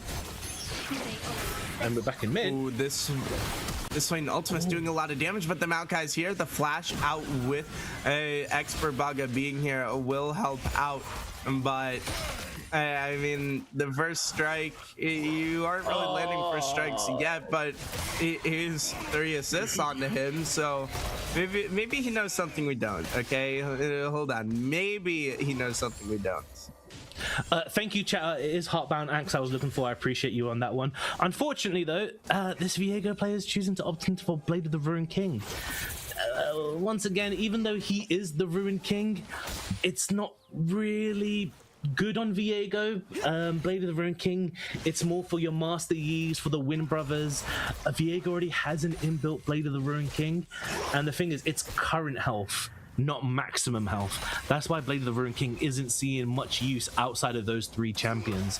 Rayleigh as well, sorry, 4. So he is opting to do this. Once again, Viego is a great dragon soloer, able to stay quite healthy and take it quite consistently fast. We're gonna have a look at the CS leads now. We're seeing that Viego 20 CS lead. Mid lane only 5. Top lane 5. CS is relatively quite close within each other, so it's only just the kills, which once again is 3 and 3. Kiana though going really aggressively. Viego coming around. the root by the Swain. Oh, Kiana's gonna use ult to push them back to keep herself alive. Viego's gonna flash forward. Says no. Come back. Give me my kill. Thank you. I'm gone. It's another kill for Loomis, and he's just gonna get that. He's just gonna get to that Kraken Slayer that much faster, and like you said, he can be dominant because he gets it that much faster. And 2-0 compared to the 0-0-3. Gotta be feeling good about that, and gotta be feeling good about this opportunity. No, he's gonna let Vinko back away. Viego's building into Blade of the Ruined King, as you can see from his components there. He didn't get the Heartbound Axe. So he's choosing to go Bork to be able to rip through. Yeah, he's choosing to go Bork to try and kill through Mundo and Maokai. But as we can see from the Maokai build, he's going AP. This Bork is not actually optimal. One of the chatters is mentioning the fact that the Bork slow can set up for the Viego ultimate, but once again, Kraken, the flat damage from Kraken is just so good, and the damage only goes up, and it stays very consistent. Where Bork, the lower the health they are, the less damage it does, which is really, really unfortunate. Meanwhile, we're seeing Swain going Archangels in mid, not opting for anything potentially greedier like Rod of Ages or Rylai's. Lots of trades back and forth. Maokai got the Void Grubs. He got 2-1. And Swain and Viego going on an invade here. Tom's going to join them. I think I might leave this over to you, Shadow. And this Maokai is in so much danger, looking to put him further behind Loomis. Not going to be able to get the kill though, as the SGL ultimate almost took out Netta J. And Netta J has 0 deaths somehow. He has been on low HP time after time. And speaking of low HP, did see taking a turret shot, but he's been so close to death time after time and somehow still survives yet again. This guy's got to be thanking his lucky stars. Tom Kench opting to go for Bramble Vest into this matchup.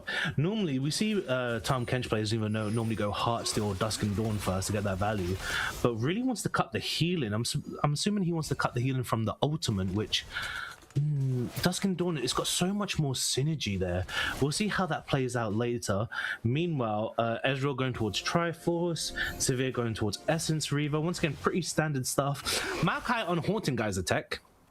So that looks like a no, that's a Leandries actually, sorry. Maokai opting to go for a Leandries, and he has a Tira, the Goddess. What? Let me click that pro build thing real quick. Let's see what this Maokai is building. What the hell? I bet you he has this on the side monitor as well, the player. But it's interesting.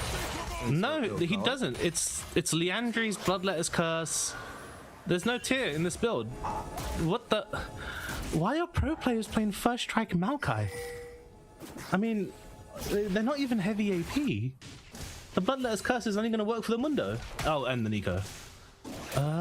This is so bizarre. What tech am I watching? Thank you, Alex. I appreciate that you're agreeing with me on this one. What do we have? I mean, this is what happens in Weenie Bracket. Literally, Maokai ultimate gonna come down. They're gonna look for the pick here. Problem is, the Astral is gonna be able to Arcane Shift, but it's just a little too late. But no, it's the Lux that's gonna be the target with the knockback. Ultimate gone wide. Pop Blossom forces the flash shot, and now this Mundo is gonna be under attack on the top side, and he's not gonna be able to survive it. Loomis just does way too much. Pops the ultimate to try to stay alive for just a little bit longer, delay in the map pressure, but Loomis picks up the kill eventually. You can't escape him, as he's 3-0 now. So Viego, finished Bork, gets that slow off, able to execute the Mundo, getting the resets. Meanwhile, on the bot side, Severe picking up quite a few kills here. So once again, we're seeing a game very bloody. I love it. Very even though. And once again, it could be a case of just 2 team fights back to back, and it's just going to blow the game wide open for one of these teams. I am a fan of going to the best of 3 series. I hope that is the case. CBT is on Dragon. It seems like they are unaware. Maokai and Severe sniffed it out a little bit. They're going to look for it. Swain is stepping forward. He has ultimate. He's going to start draining Maokai. He flashes forward to keep it going, and he's just overextending here. And nothing's going to get off from that.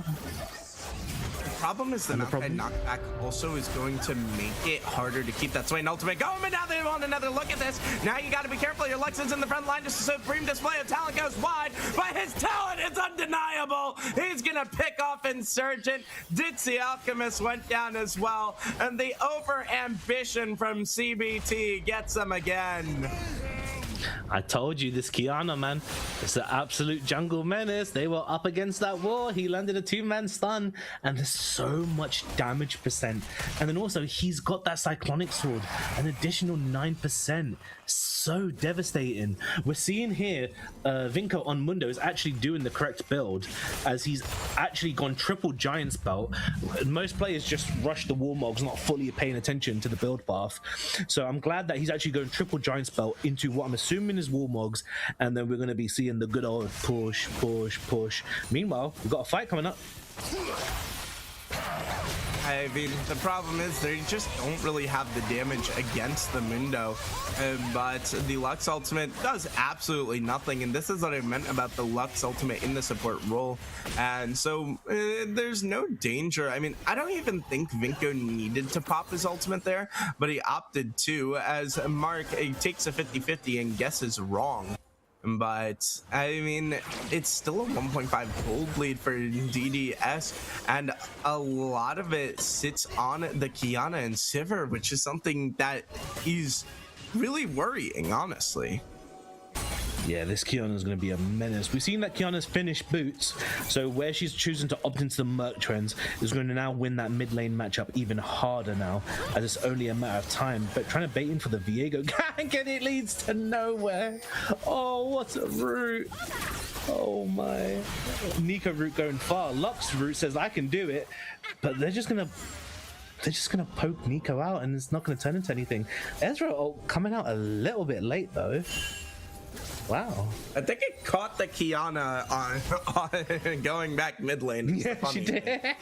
But that's the thing, is that the Lux ult not going to do enough damage. As the pop loss is going to come out, and now they're going to look to full combo, but it's only the combo on the Nita J, as he's going to go down as well. But the problem is the Maokai's going to be here, and the ADCs are just scrapping, but the Maokai ultimate over the top is not going to be aware of it. Expert Baga runs them both over. Down goes the bot lane, over ambition again, and the kill goes over to this Kiana. So, that Nico ult, wow. It looked like Nico didn't inform Severe, or Severe just didn't want to move, because that Nico ult was very ambitious. Luckily, Maokai and Kiana there come to clean up to make it look quite valuable. And we're seeing here that first items are coming out. Mundo is on Warmogs, Tom is on Thornmail. Maokai is finally caught up to Viego a little bit with Leandries. Viego opting to finish his boot, which you don't normally see with Viego players, as when you get a reset, you get the opponent's boots and you get the 5% bonus movement speed towards enemy champions. Mid lane, Malignance has been finished for Swain for a while now, and Kiana is just going to back to buy components. Essence Reaver finished on Severe, Triforce pretty standard on Ezreal. Nico hasn't finished her item, and we've got Lux on Ludin's Echo, which once again, the Lux damage, this Lux is roaming up to a Mundo. Lux, you're not Camille. You're not gonna hurt him, Chief. It ain't just gonna happen. Yeah, this is honestly just... I mean, finally, they're going to find that Kiana, but the problem is he's going to flash over the wall, and they're going to have to chase him down. Lux ultimate just doesn't do much. That felt like a tickle, but the problem is now you're going to get the dagger from Loomis, but the footwork on display could not get away, unfortunately, for Hansa Young. But now in this bot side, it's the Ezreal under fire again, and on the top side, it's Vinko under fire yet again. But this time Loomis is here, and it's not the support. So the problem is he's going to take so much damage, along with getting swallowed by the frog, and just not a lot of places to go. But he can hold off long enough for the Maokai to come through, but the problem is he just comes through late, reset going to be coming in, and he's going to switch into the Mundo, and it's a double kill with the reset on the ultimate. Oh, I am so proud to see a fellow Viego brother popping the hell off.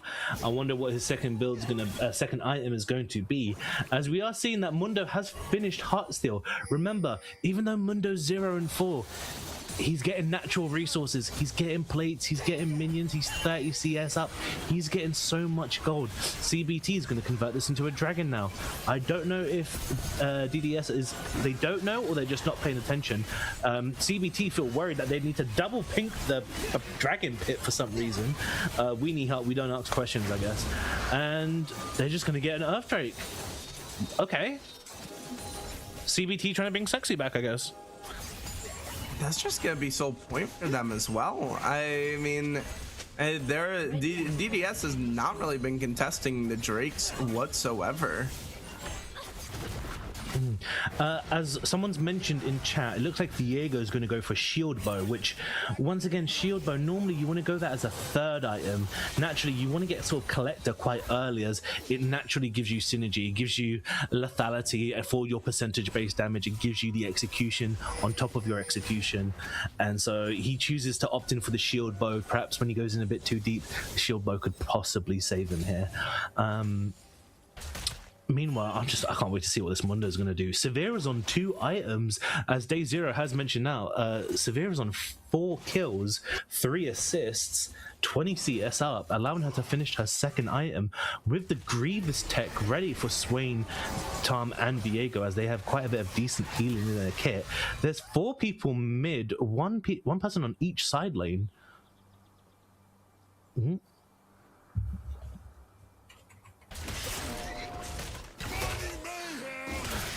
And just a little bit of a freeze for a second, but as we get back into it, it's Chaos in the bot lane, and the Makai ultimate going to be coming out to try to get him away, but the problem is the Swain ultimate is going to come out, and he's going to flash forward onto 3, but that's a little bit under the tower. Not quite Kiana's where on the side. be, and this Makai is going to be sitting here in the front line, but the Kiana coming around on the side looking for the Viego, but it's the Viego in response to it. Going to be able to come away to supreme display of talent. It's going to be good. Problem is he's going to be chased down. This Viego is going massive, and he will drop in response. Loomis goes down. Now you don't have enough damage for it, and this Mundo is the issue, and the Lux is left alone, and the bouncing blade and the power of the Nico will be coming in. And my goodness, I said bouncing blade. I thought the Nico W was an axe for a second, but my goodness, I mean, that is just pure chaos, and what looks like a good play for CBT yet again goes awry, and it may be going even worse. This Mundo is at the point where he can go under towers with relative ease, but the question is, does he? Now the Swain is here, but without the ultimate, there's just nothing to do to stop him. So I really want to get a replay of that fight, because it looks like the Kiana ult, she knocked 2 people into the tower, into the destroyed tower, but it didn't look like it actually stunned. But Viego was able to put out so much damage. It did. Okay, cool. Meanwhile, they're going out for another trade here. Not going to lead to much, as Lux ult is just on such a low cooldown. It won't mean much. They're just using it for nilly-willy. And nice spell shield from Severe there. Yeah, that's CBT. That's really concerning that the person with all the kills, he's the first one to go. Normally, on a Viego team, you normally want to communicate who to burst down first to help you get that reset, and to keep the Swain topped up as well. But Swain keeps flashing forward. This is the problem with Swain, where sometimes you want to just bait your enemies to get on top of you, and then you want to turn it with sort of similar to how Mundo is using this R at the moment, which even then Mundo's using it a bit too early. Normally with these Mundo and Swain ultimates, you want to bait your opponent to get more of that value. Meanwhile, we're getting just a little scrap in top lane. Viego is here to back it up. And right now, I mean, if you're Vinko, this is the last guy you want to see is Loomis. And yet again, you can see the damage raining out as there's just nowhere to go. Oh, the anti-synergy with ultimates. Oh no, Luxol gonna come in just to offer a little bit more support. Zoom is gonna pick up the kill, but over on the bottom side is the Swain in a lot of danger. Supreme display of talent, a little bit of overkill. Really wanted to show off that I am better than you as a mid laner, as Insurgent falls for the 3rd time this game. But with all 4 members showing bot, it's just gonna be the Baron rush. And you got Viego, you got Viego, who is a fantastic Baron taker as well. Ezreal putting out really good, consistent DPS. This is just going to be a free Baron for CBT, but unfortunately, they're going to be losing just 1 structure, as Nico and Maokai are just a bit clueless in mid lane. I don't know what they're doing there. Yeah, they end up taking 1 tower, but 1 tower for Baron is not a trade that I would want to take. I mean, he's just rough. I don't think they were really... I'm gonna guess that they didn't think all the members were topside when they went for the 4-man gank, because the problem is, if you know all the members are topside, you would know, hey, they're gonna go Baron next, we can't go for this and we can't all showdown here. But they did. So I would guess that's what happened, as the Lux is in some danger. Gotta be careful, because the problem is she has no way to get out. Her Tom is on the flash is back. on cooldown. Yet 3 flashes gone for CBT. Gotta be careful here. It's only the Kiana's flash that is down, and now the Mundo's gonna look to go in, and he gets that Heartsteel proc on to the Lux and does so much damage. He's looking to come around the back side, but he figures out it's the Swain.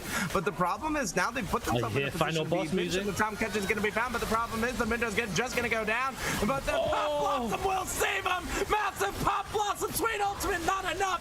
Mark will pick up a kill on the Victo, and now the problem is the Tom Kench has delayed them enough, so there's no follow-through support, and you trade your top for support, and this Soul point is gonna start to get ticked any moment now. The Nico looking to clear the vision, looking to steer them off, but now it's just the Viego going onto him, and Loomis is just a behemoth in this match. Looking for a little bit more, no. Opts for the Drake, and there's just no entry. Expert has the splash, and is gonna look to use it, but he goes in a little bit early, and now the problem is he's just gonna go down.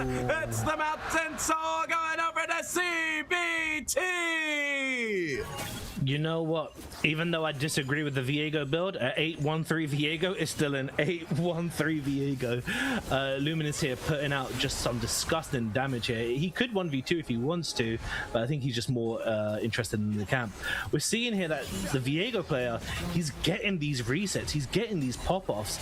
Are they going to collapse in on this Mundo? It looks like he's hesitating a little bit. Just taking camps away. Viego's doing a fantastic job just hoovering up all of these camps here, just eating up 70 gold lead difference here. 70 CS difference here. We're seeing Maokai going a little bit more traditional now. He's opted to go into Spirit Visage. Wow. CBT look like they might win this one. Wow, you say it so negatively. They are in a prime position with that Mountain Soul. And the other thing to note is DDS got no drains. It's not just a Mountain Soul, but there's nothing for it in the Drake department. As this Window's going to be up next, but over on the top side, the Tom Catch is going to be in a lot of fire as it gets CC chained. Over on the bot side, everyone's collapsing onto the Mundo. This Tom Catch trying to get away, and it looks like he just might. This Mundo may have a different outcome, though. Popping the ultimate for the movement speed is looking to go. He has to only go towards the red side, though, and the Tom Catch did get away through the supreme display of talent and the Maokai ultimate. I think there was a bit of a miscue on him, and now the Mundo finally dropped as Mark was almost caught out, but it's a 1-0 across the map. That is the bulkiness of these top laners. I wonder if Tom was able to get away because of the stats he's getting from Double Earth, Drake, and Soul. Meanwhile, Nico just on a great escape again. I'd just like to point out that the Lux ultimate doesn't kill there. Hey, you know, sometimes people tell me like, oh, you know, Lux ult is still good even in the support role. No, it isn't. That's exactly why. Oh my god, that was a half-health Nico that you didn't kill. But I mean, what can I say? Ditzy Alchemist has had a much better game here for his team, and it's a big contributor as to why they are winning this one, and it's about a 1.3k gold lead here. We're seeing here Viego has finished LDR. This is a fantastic spike, as LDR is going to grant him so much value into this comp. You can kill a backline, you can kill a front line. It's going to be beautiful. Your resets are going to be a lot more easier to get. Meanwhile, the tanks are just tanking in top lane. Viego's going for a little loop-de-loop here. Maokai's not paying attention. It is on a Mundo though, but meanwhile the damage is huge, and I don't hear the boss music. There ain't no push. Oh no, wait, it's Viego doing it. Yes, now. it is. He's just gonna run them down. Oh, yeah, with the ultimate will kill the Nico. Lux ult is going to help out, and just for now, and it will be the swallow onto the team to keep him alive, but the recast of the ultimate just not enough.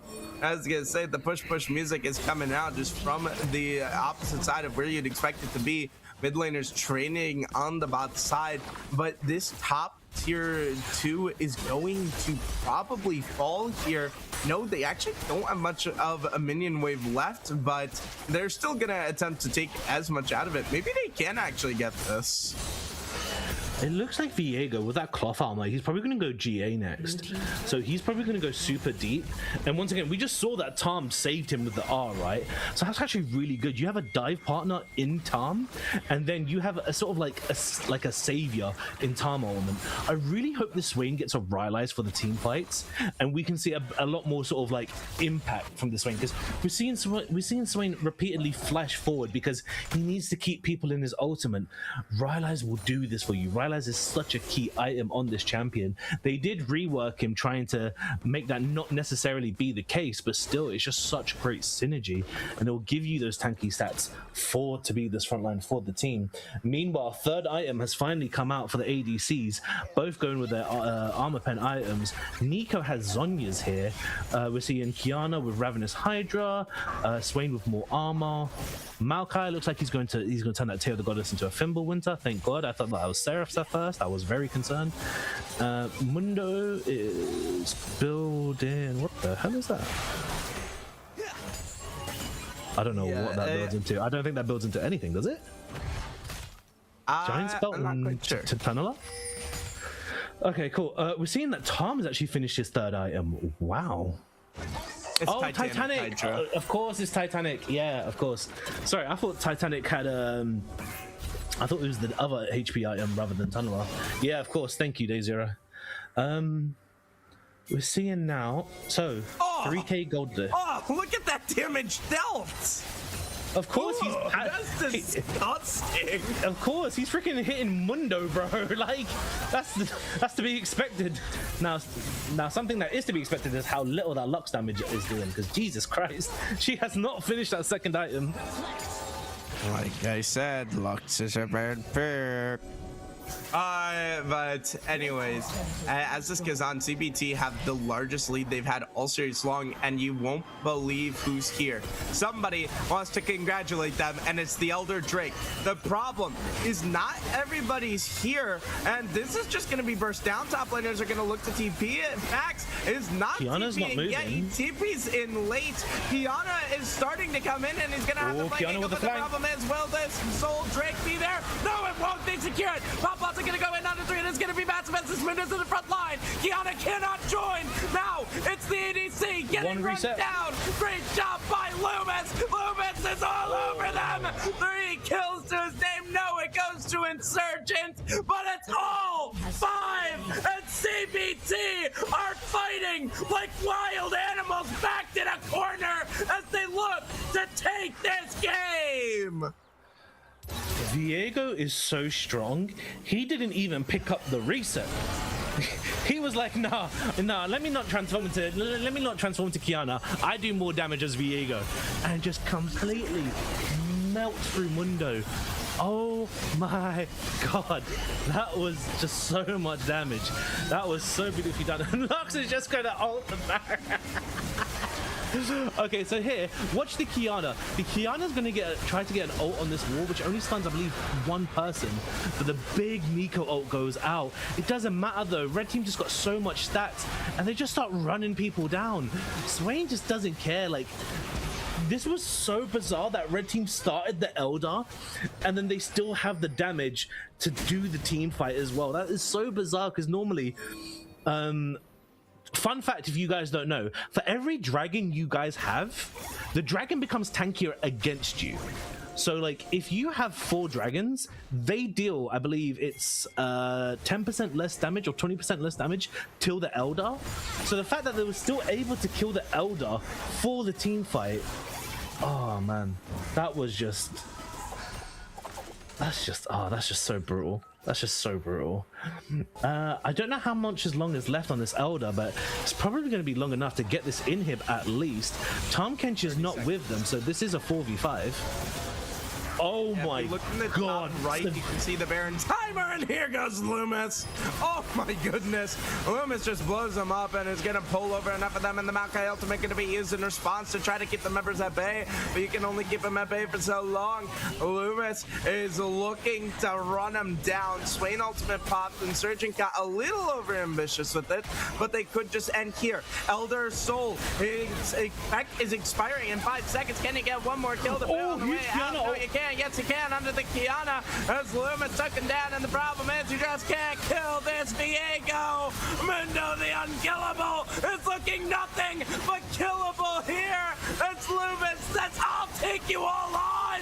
It's just ravaging the back line of it. This one's over. Ladies and gentlemen, we're going to game 3. Wow. That.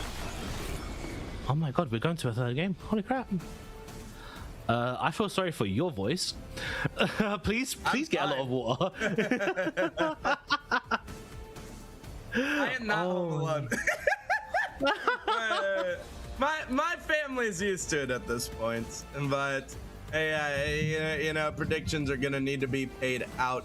But my goodness, I mean, what do you say to that? What do you say to that? You say his name, you say Loomis. Look at the damage. Loomis with a 1 versus 9. And I mean, he didn't even need to 1v9. His teammates did just as good along with him. And that's what made this look so good for them, was it wasn't just Loomis. It was all of the team working together. And what a bounce back it was.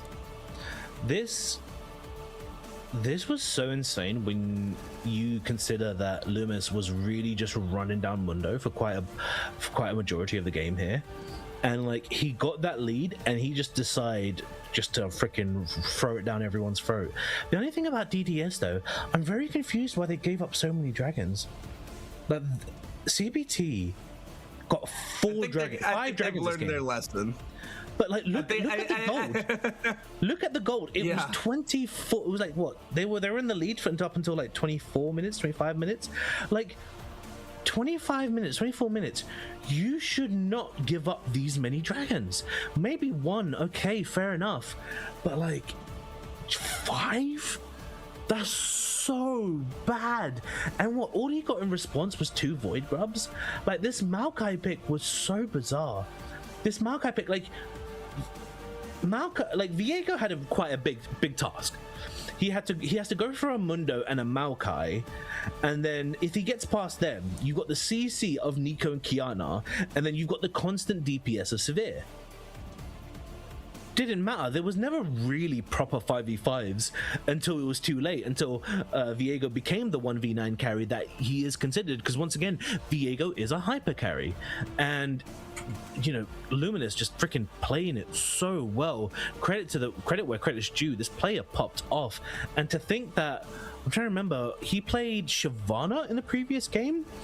Maybe, obviously Silas was such a hard counter pick, and the Silas player did do really well into it, but this was a night and day difference. Like, you could have told me that in the second game DDS was on the second side, and I would have believed you, because it's been dominating from both sides. So we're going into a third game, bearing in mind though, the mid laner for DDS, he still has his Akali open, and they still haven't banned it. Please ban it. They need to ban it. This third game, oh wow, that's gonna be freaking nuts. Yeah, somebody better cash out the predictions, because the people are getting ravenous. But ladies and gentlemen, we're gonna be sending it to a quick break while we wait. Once we come back, we will have the game 3. We'll see you all in a little bit.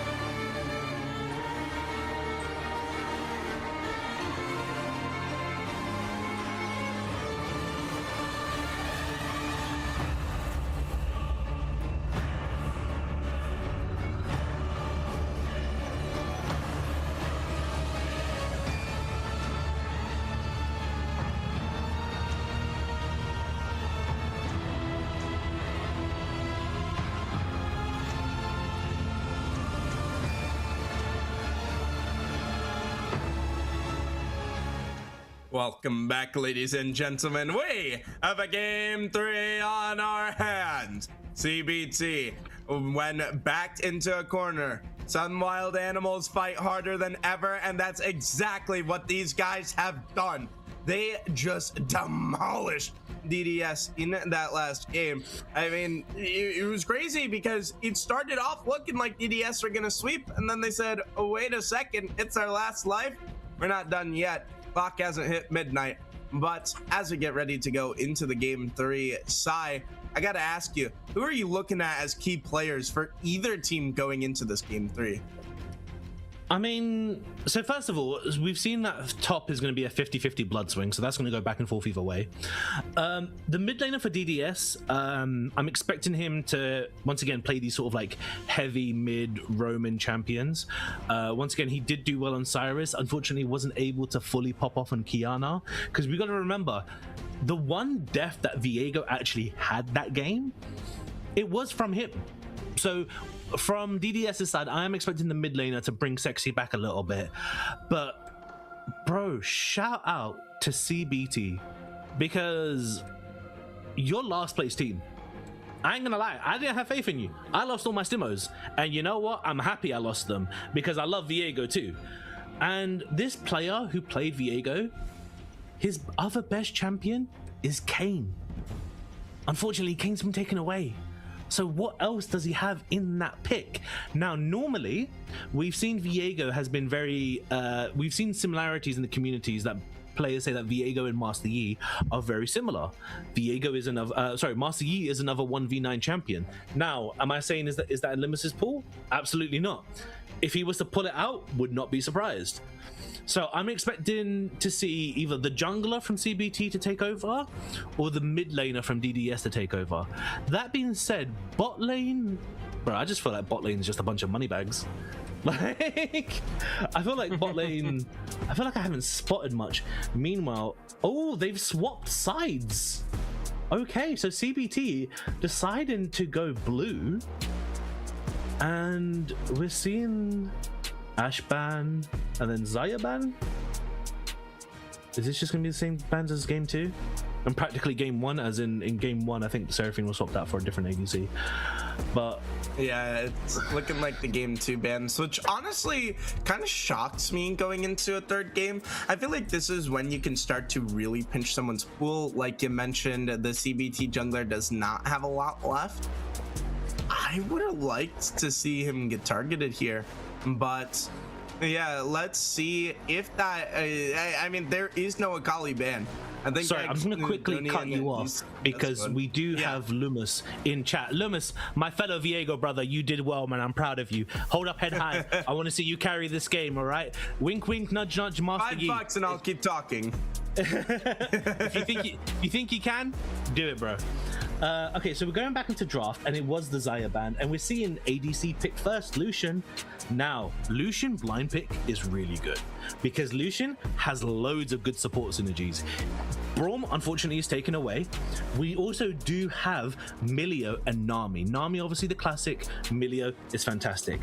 Hoping to see what they're going to pair with this Lucian. DDS is going to answer back with a Mumu. So, DDS, he played Kayn and he played First Strike Maokai. Could be a Mumu support. Keep that in mind. Yes, it could be. I'm going to assume that they're going to go main roles for the time being. So unless shown otherwise, I'm assuming this is going to just be either Aftershocker Mumu or Conqueror Mumu. Either or, they're both going to build Leandries first and then full tank afterwards. And then we're getting a Samira. No, we're not. Yunara. Fantastic. So Yunara, we've seen Yunara most of the times. She's like a traditional ADC.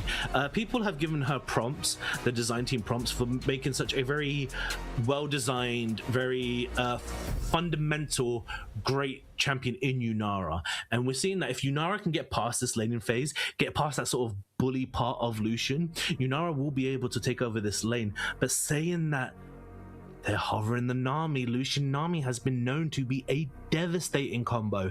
They have reworked her E so it doesn't instantly proc electrocute, and they reworked Imperial Mandate. So this combo isn't as strong as it used to be, but it's still gonna hurt though. what are we going to see from the third pick? Yeah. I'm assuming this is going to be jungle here. I'm assuming we're gonna look at the jungle, but also I'm curious if we finally see the Akali. But yeah, I agree with Day Zero here. I'm a bit surprised to see the Nami come out. She hasn't been as good. I would have preferred the Milio, but the Lilia, that's going to be an interesting one, and that is one that is tough to keep up with mobility wise. Lilia is one of these. Lilia in her own way is a great carry as well, because Lilia has that sort of in and out play style, very similar to your Jins, where they're just constantly pumping out that DPS. So seeing CBT Luminous on this Lilia, quite excited to see what he's going to do. Now that I'm assuming is a Pantheon support. While we move into the second half, sorry Shadow, I'm just going to leave this to you while I quickly need to pee. So give me 1 hot second. I'll be right back. I like seeing the Pantheon. I think Pantheon is a very impressive jungler, and one that I don't want to say decently keeps up with Lilia's shenanigans with the movement speed, but the thing is that it definitely makes it tougher for the Lilia to get to do what she wants, because suddenly the Pantheon can go into the lane, and it's a lot more difficult to pursue that. But on the flip side of things, obviously that Lilia can track that Pantheon. But the thing is, you really need to shut down Lilia early, and we're not going to see the Akali. It finally is banned away. I'm honestly shocked we didn't get the Akali pick, but maybe this mid lane pick is being saved for last, and I think that would be a reason why Dagestonian Death Squad would want to save it. But I mean, we got to see. I'm so interested to see what these final picks are. Some top laners taken off. What is going to be the top lane? King of Brazil, Mordekaiser. So we have the King of Brazil. With into that? Mordekaiser is such a good lane bully. Like, I really like this pick here. I'm going to quickly look into his matchups, as Mordekaiser, I don't think he has bad matchups, realistically speaking. He does good into quite... Olaf, it's very 50-50. Yone, it's very 50-50. Vayne, it's very 50-50. Olaf is a very dominating pick. Let me just double check that it's not just this patch. Yeah, Mordekaiser's been doing really well in the upper tiers. Once again, sort of like Yone and Olaf and Vayne are the only good ones into him at the moment. The GP got let through. So if I remember correctly, I believe I didn't even notice we that. both missed that. Yeah. Let me just confirm that is the GP player. I believe it is. Wait, CBT? Yes, CBT. Yes, he is a GP enjoyer. Let's go. Oh Lord, he got it. Enjoyer, or more like a one, or is this a premier champion for him? I don't know. We'll see. We'll see in the Barrel Mastery. Like, having a look now. So I'm just trying to confirm who the Silas. I'm trying to remember which one the Silas Kiana player is. Is that the DDS player? That is the mid laner who just locked DDS. in the Fury. That is a lot of AD. I'm gonna be real honest about Neferi here. Neferi's damage falls off in the late game, which is the He is a one. But if Neferi, if it gets going, it is very dangerous and does a lot of damage early, but that damage will fall off in the later game. And without any CC on the Neferi, it leaves some CC to be desired, because both of your carries will not have any means of it. So it's really going to come down to the support jungle and top to open up the door for this Neferi and Yunara. The thing is, even though Mumu is AP, and you did call it, that is actually a Mumu support, a Pantheon jungle. Well, the thing is, CBT don't actually have a tank, so they weren't going to build resistances anyway. Meanwhile, Mordekaiser's probably going to have a decent time. Neferi, I'm assuming the Neferi matchup's going to be really rough, because with the Neferi, it's a case of, do you W her E, right? Do you W the Syndra E? Because if you W the Syndra E, you win, right? But then also if you don't, then you're probably about to lose all of your health and give her like 50 gold per first strike. So that's going to be really rough. Yunara Amumu into a Lucian Nami. That's really brutal. Like, admittedly, Yunara will win these long extended trades, and I'm assuming Amumu's gonna go Glacial, because Aftershock probably won't give you that much value compared to Glacial. GP into Maud. I mean, it's a case of GP has to play super safe into that matchup. GP, statistically speaking, GP doesn't win this matchup, but where it is a GP one trick, he may have played this matchup more than the Mordekaiser may have played top lane when you're like a one trick, right? We've got predictions, ladies and gentlemen. Who do you guys think is going to win? Do you think CBT are going to bring Sexy back, or do you think DDS are going to hold the first top of the King of the Hill position? Put your bets in now. Oh, I'm trying to think who to bet. Yeah, I honestly like the CBT side more. I'm going with Loomis because that's a Viego player. Here. That's a fellow Viego brother. Like, I doubted him in the second game. He deserves my vote here. Luminous brother, please. I hope you the best. From one Viego main to another, I hope you pop off, bro. I think we have a little bit of bias here, but it's definitely going to be an interesting one. I mean, I don't know how this is going to turn out. I really would like to see CBT win, push the playoff run just a little bit further, but who knows? It's in the cards of the players. And I mean, the question is, did he get a lucky draw? His DDS has got a pretty good laning phase in the fact that Pantheon has really good people to jump on, right? Like, you go top, you're killing that GP. If Syndra misses her E, you're killing that Syndra. Lucian Nami may be difficult, but once again, if Yunara and Mumu get one extended trade, that could just be a push out. I'm trying to remember who was the Lux Braum? That was CBT. So the Lux Braum player is on Nami, which, I mean, yeah, you're probably just gonna go for Lucian Nami. You're gonna go for just lane domination, surely. Like, yeah, and Day Zero needs to shut up in chat and stop stealing our points. Yeah, Day Zero, be quiet. You're not on the desk. Day Zero is completely right, though. I mean, that CC catches home, and it's really looking rough. Especially, I don't think anyone really wants to go to Brazil here. No. And if I remember correctly, GP Orange doesn't work on Brazil anymore. Yeah, I will say, without the hard dedicated tank, I prefer teams with like a dedicated tank. So without the dedicated tank, I'm a bit more nervous for CBT. But yeah, who knows how this is gonna go down? I surely don't. I think they've got the momentum, but I think I actually do, looking more at it, I think I do prefer the red side draft, but I believe in the CBT comeback. Yeah. DDS, they've got really good CC. Admittedly, CBT have amazing jungle fights.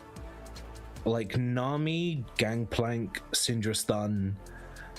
That's a lot of good jungle pick potential. Saying that, Syndra.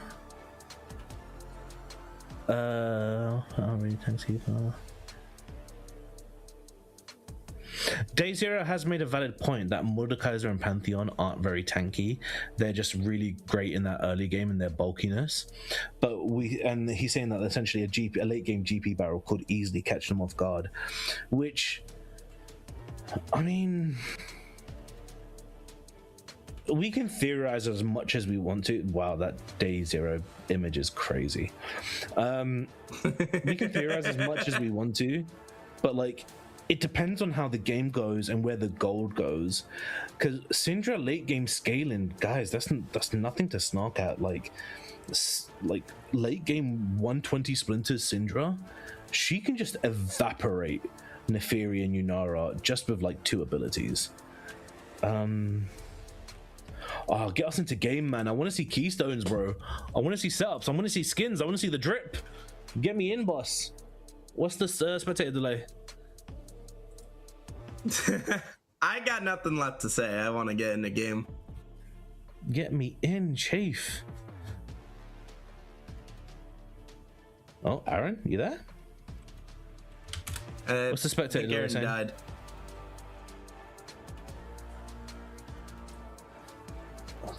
"30 seconds and we're going to be in for the final game, CBT's last chance to stay in this."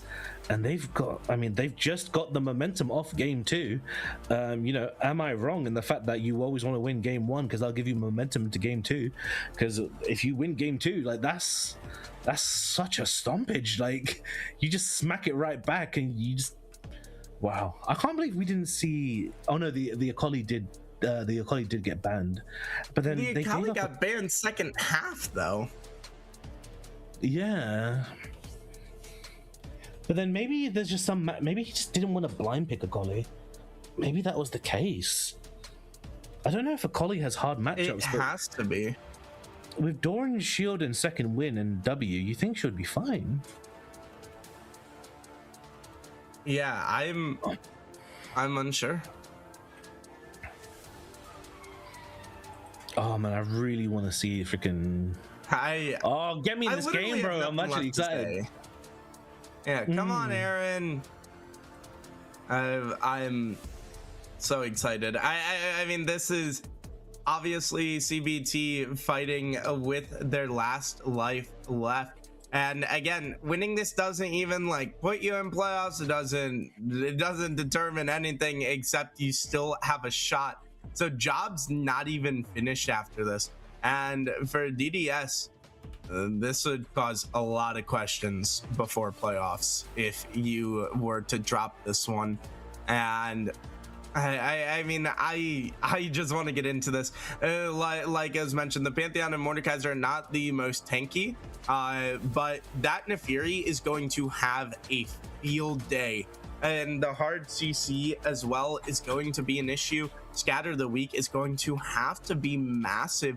The question is, what do you save the Scatter the weak for? Are you saving it for the Neferi, the Pantheon? I mean, you got to choose something here. It's a great pick tool, and it's one of those ones where you can use it to grab a pick and start things off. But meanwhile, we're getting into the rift. Let's have a look at the drip check, ladies and gentlemen. Mordekaiser with the classic skin, Neferi with the newest skin, and we're flipping over to the other side.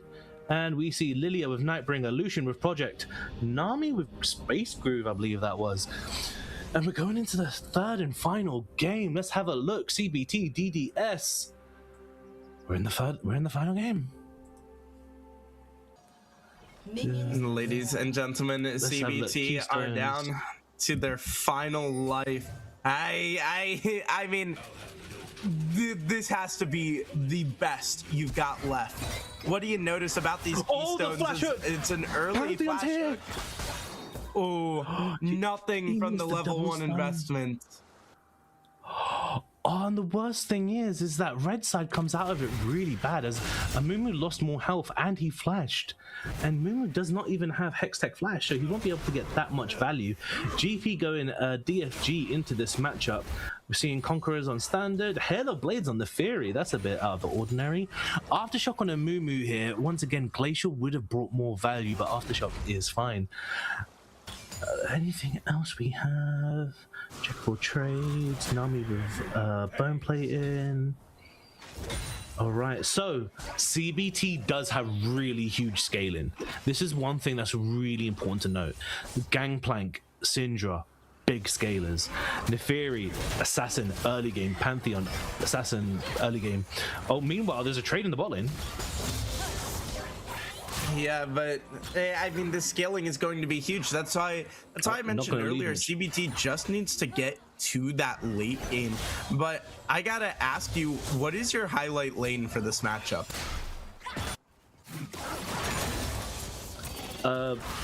I'm gonna give it to, I want to say top lane, just because top lanes recently have been so exciting to watch. So I really love just seeing this bloody sort of this in top lane, and we're seeing that GP is trading his mana just to completely chunk out this Mordekaiser in top lane.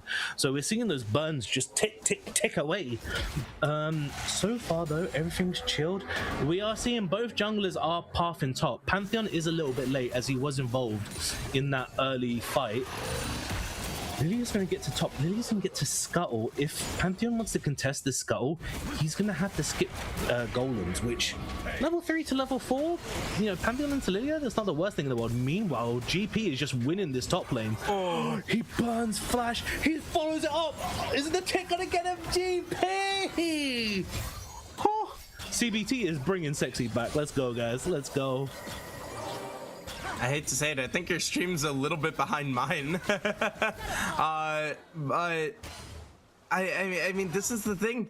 If you get over ambitious, I mean, we've seen how much things spiral out of control, and for DDS, you need this early game to go your way. So something like that is not good, especially when the schedule's gonna go down, and the problem is the Lily is gonna be flashing forward for your Pantheon, but Expert's quickly gonna flash out of there to keep himself alive.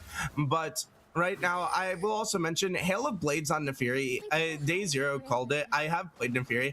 It is normal. It's not the most popular, but it is normal because the mini dogs get in the Hail of Blades effect too. So it actually can create for some very strong trades early on. But obviously the scatter of the week is going to make it a lot harder to get those early trades. As we look at the replay here, go for it. Yeah, I mean, this is just going too far forward as the Mordekaiser. You pull him back and you flash, but the Ignite's already down, the flash response, and it's just over ambition and not quite understanding the matchup, I'm afraid. I can say that I don't think Gangplank is the most popular champions at lower levels, and so I can see a world where Vinko doesn't quite know the matchup as well, but it just feels like that's what happened there. I hate to say it. So here's the thing, I don't know much GP, but what I do know is that GP with a Sheen is dangerous. Like the interaction, if you don't know, GP can actually auto attack a barrel and it will hold the Sheen proc. Now I don't believe he did it there, but once again this player is just showing the mastery that he has on GP. Winning into a Mordekaiser lane, you know, when you're a scaler, going even or slightly behind is a good thing for you. Doing this matchup is fine, and meanwhile he's taking a really bad trade in top, but it doesn't matter. He's just going to walk away and it's all good.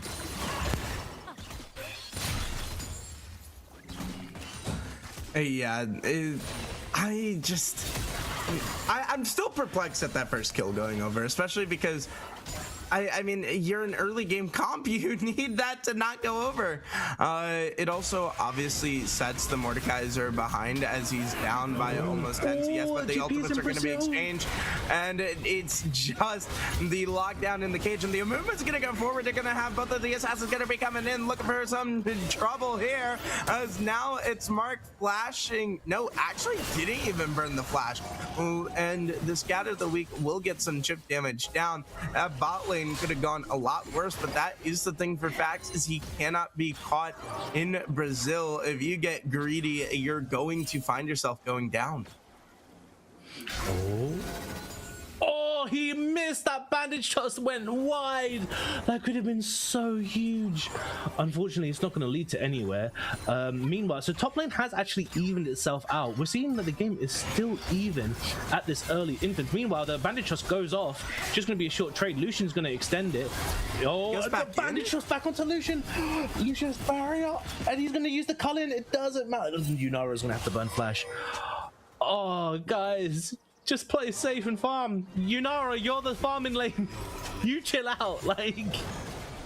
I think it's Netta J that needs to chill out. He went back in for a risky play. Yeah. I think he just got excited with the dopamine of hitting the bandage toss, right? Like sometimes that can be a great feeling, like landing that such huge range skill. Meanwhile, GP's taking a little bit of a chunk, but it's gonna be all okay. It looks like Mordekaiser is rushing Rylai's in this matchup, which, I mean, it's got great synergy with him for a reason. Yeah, I mean, Rylai's should be the first pick, but something I want to note is that first strike goes over. Obviously not a big deal, but considering last game, if you're DDS, you really do not want to start handing drakes over. And considering it's been 6 drakes to nothing over the past game and 7 minutes, not the best of looks. I really want to see them contest that next drake. Yeah, I'm trying to remember the Drake situation in the first game. I think they did get a stranglehold on it. Hopefully the first Drake is just once again the first Drake. Oh, okay, cool. Hopefully it's just going to be a simple case. Meanwhile, Pantheon is trying a little bit sneaky here. I don't think he's going to do anything, boss. The wave is pushed in. The bot side is completely warded up by blue team. Meanwhile, very ambitious gank coming here. Pantheon... Oh wait, bandage just goes out, lands onto Nami. Is the Pantheon gonna press W anytime now? Flash W works here, boss man. There we go. Lily's gonna come in and try and save Lucian. It's not gonna lead to anything. It's just a 1 kill. And the flash out from Mark keeps him alive. Unfortunately, Ditzy Alchemist will go down. He did not have that flash to help out. And Lilia will try to defend the turret in a solo stand against 3, but the bandage toss is going to land, and now Mark's going to come back using the culling. Loomis picks up the kill. Gangplank ultimate going to help out a lot over the top for a double kill, and it will be 2 for 1 in the bot side. But now the Nefarious here looking for Mark, going to use the ultimate with the restart, going to go massive here, and Ditzy Alchemist can do nothing but watch, but the Syndra's here. Flash Scatter the Weak is gonna land. Wow, so many kills are going all over the place. It's 5 and 4. There has been 1 kill per minute. I am loving the bloodbath of this game. DD, sort of overstaying their welcome, as didn't realize the rest of the team was collapsing up. Does Mordekaiser have Brazil? Yes, he does. Welcome to Brazil. Do you win this? Mordekaiser's going to flash forward for some reason. He's going to all in the GP and donk. Another kill over to Brazil. Oh. And it's just why it's so tough facing against a Mordekaiser, but looking at the replay, the Yunara ability just slows the Nami enough for the bandage toss. And right here, a great job by Mark to somehow get out of there. The shield combo just did not come down in time because of the flash. But then this is where you just get a little over ambitious. The Amumu's under the tower, the culling and the Gangplank ultimates come out. And yes, you go back in, but it's just so punishing. And then again, hey, I want to pick up a kill. Great job. You put a kill onto your assassin, but then you drop the other assassin in exchange here.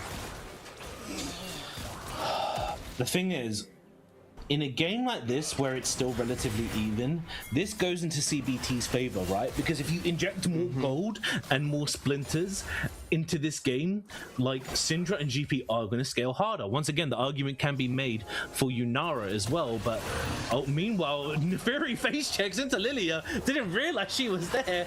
He's going to R back in, gets cancelled by the scatter of the week. And Pantheon's like, hi guys, I'm here. Amumu going in with the bandage toss. Yunara going in with the ult. Split damage going everywhere. Yunara dies on the first attack. Oh my god. Culling the Weak is going to pick up the secondary kill. Yeah, great culling, but the problem is over in the Void Grab pit, this Mordekaiser is going to be in the front line, but he's going to be the first one to die. Pantheon going to be trapped in the pit with him, and is the next up as the ball will knock you on the head and create a ball-shaped bulge on it as you're knocked right out. And across the map, it's 4 dead for DDS and only 1 in response for CBT. All right, so CBT is starting to take a kill lead into this. They're 2k gold up. Let's have a look at the gold difference. It's only in Lilia, essentially, or the 1k ahead, and Syndra and GP with 500 gold ahead. We're going to see as they get closer to their first item spikes, Lilia and Syndra coming out with Leandries and Blackfire, bringing out a lot of dot damage. Does GP finish off Essence Reaver? Yes, he does. He's going to have a lot more better time in this lane. Meanwhile, Rylai's is a cheap item, so Mordekaiser is going to be able to pick that up as well. GP does have the boots advantage in this matchup. Lilia is going to come around, though. We got a gank on our hands.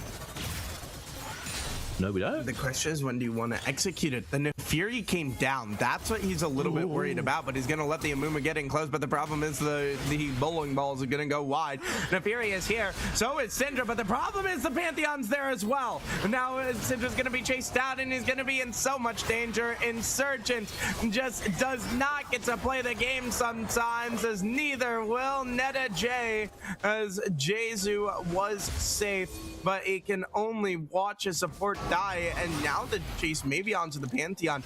No, the problem is it's support for mid laner, so you can't take the Drake.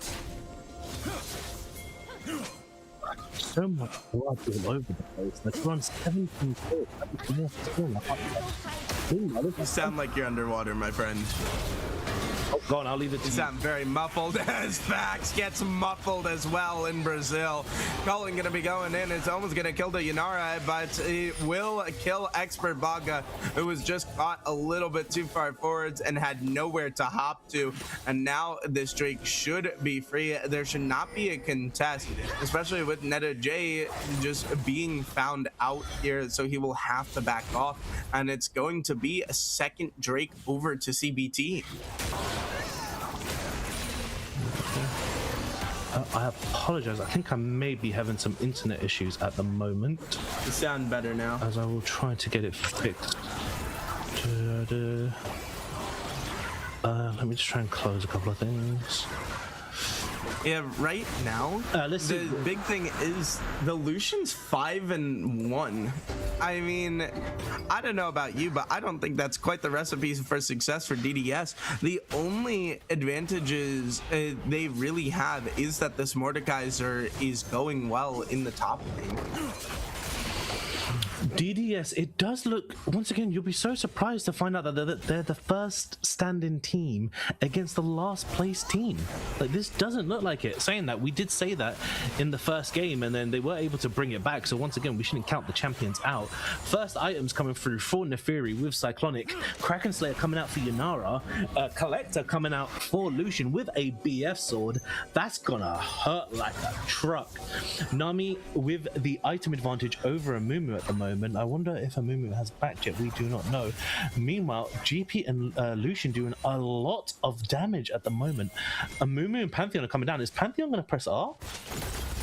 Oh, we got fire in our hands. Yes, he will. He's going to look to cut them off, and he's going to go right for the Lucian, and that's going to be the target here, but the Lily is here. The Nami wave lands on it too. Gangplank ultimate over the top. Calling as well. You thought you had him in your sights, but you were the only ones perishing. 2 kills in the bot lane.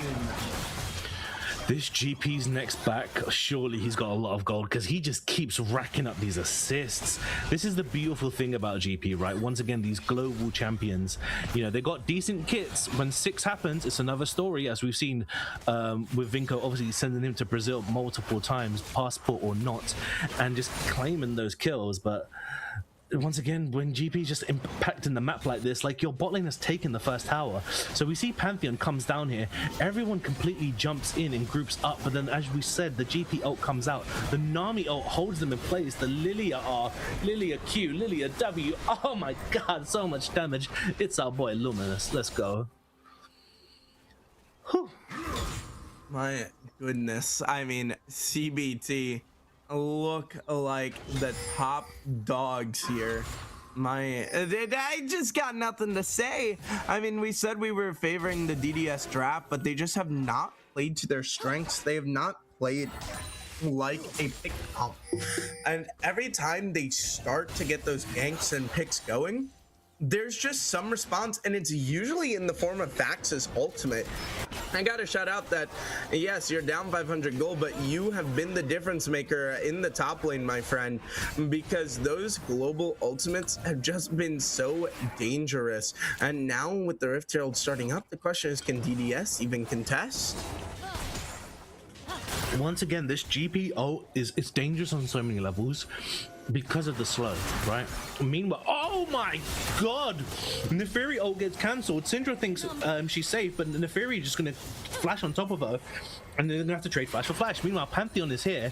Syndra, oh my sweet darling, you are overextended, you don't know, and goodbye. Pantheon wasn't even needed. He just says, hi, I'm the jungler of this game, how you all doing? My name's not Luminous, I'm sorry.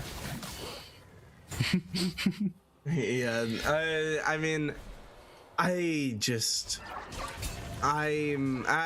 glad to see the Neferi still doing well with a 700 gold lead. That has been the other bright piece for the side of DDS. But like I said, the Neferi will fall off later in the game as the Mordekaiser flash is going to come out. Ultimate still is around, not going to opt to use it, as now on the bot side the turret is falling. But speaking of falling, this Mordekaiser is going to be falling. He spots the Lilia on the ward, but now he wants to take it to Brazil and go right in onto him, but they're all waiting on the other side, and the Lilia doesn't even need a team. You took me on the trip, and honey, I'll take you out to dinner, as this Loomis is just so good regardless of what champion he plays. Meanwhile, the Amumu going in, locking up the victim in mid lane. Lucian gets bursted, as in where we see Pantheon unfortunately burning flash, maybe not necessary. Pantheon, Amumu flash plus Amumu. That is a lot of team fighting, and I believe we're gonna have a Drake spawn in 30 seconds. They may have gotten the kill, but you know, you won the battle. Are you gonna win the war? There is a third dragon coming up for CBT, and CBT have been doing so well. If they get this third Drake, I mean, that might be death's door at DDS. Yeah, this is... I mean, this is just such a perilous situation, and it's a Hextech Soul, and that means that you really cannot let Soul go over at any point. The good news is you are the first ones here, but this is the fight that could determine the game. The problem is you've got your assassins, but you don't have the position to go in. Now Brazil's CBT starting to set up. Mordekaiser not here, no teleport to boot. Then he will finally use it, and the Mumu's gonna use the bandage toss, and now he's gonna go ahead and secure the Drake, but the problem is the Cone's already killed the MMO. The Pantheon going down next. Mordekaiser's here, trying to keep them all at bay. The very What's the dog gonna go in saying? and pick up a kill. Then Mark is down. Gangplank ultimate finally using the Fury dead. Mordekaiser not dead yet, as he's just surviving a little bit longer. No Brazil, no hope. Oh my god, please bring me up a replay, Aaron, because I want a team fight so bad. So look, pay attention to everything that's going on here. We've got Neferi going in the backline. Look at the Amumu. Look at it. Unfortunately, no, the Amumu died early, but Amumu actually bandaged us into 4 people, but he didn't have his ultimate. This is what we mentioned earlier. The dog goes in. Yunara has left. Yunara has actually ditched them. If Yunara actually stayed, there's a possibility that this could have actually been, there would have been easily 2 more kills there, and maybe like due to outplays and skill potential, there could have possibly have been the 3rd and final kill. I think Yunara just sort of ducked out way too early there. Meanwhile, Jesus Christ, Amumu overextended, and we're just gonna claim that gold real quick. Don't mind me. Thank you very much, Amumu. You're 2 and 7. You ain't gonna be doing nothing with that.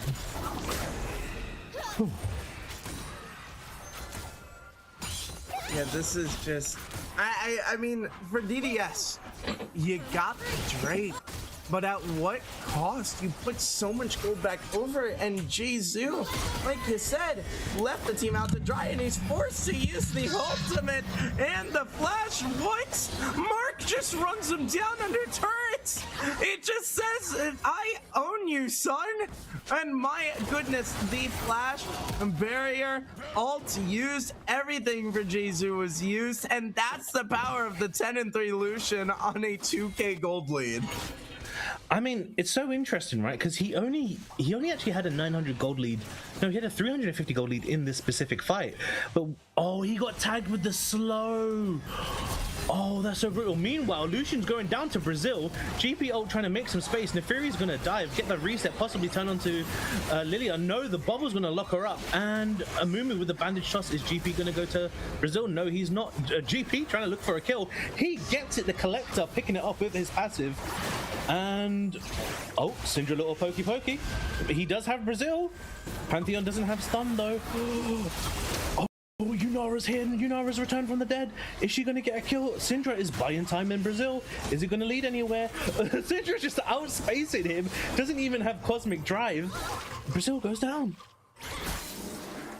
My goodness, it's a 6k gold lead. The next Hextech Drake is up in 2 minutes, but I mean, at this rate, will DDS still have a leg to stand on in 2 minutes? It's a 3k gold lead on the Lilia, a 2k gold lead on the Lucian. The only thing going right for DDS is this Neferi, who's gonna start to get to the point later on in the game where the damage kind of falls off.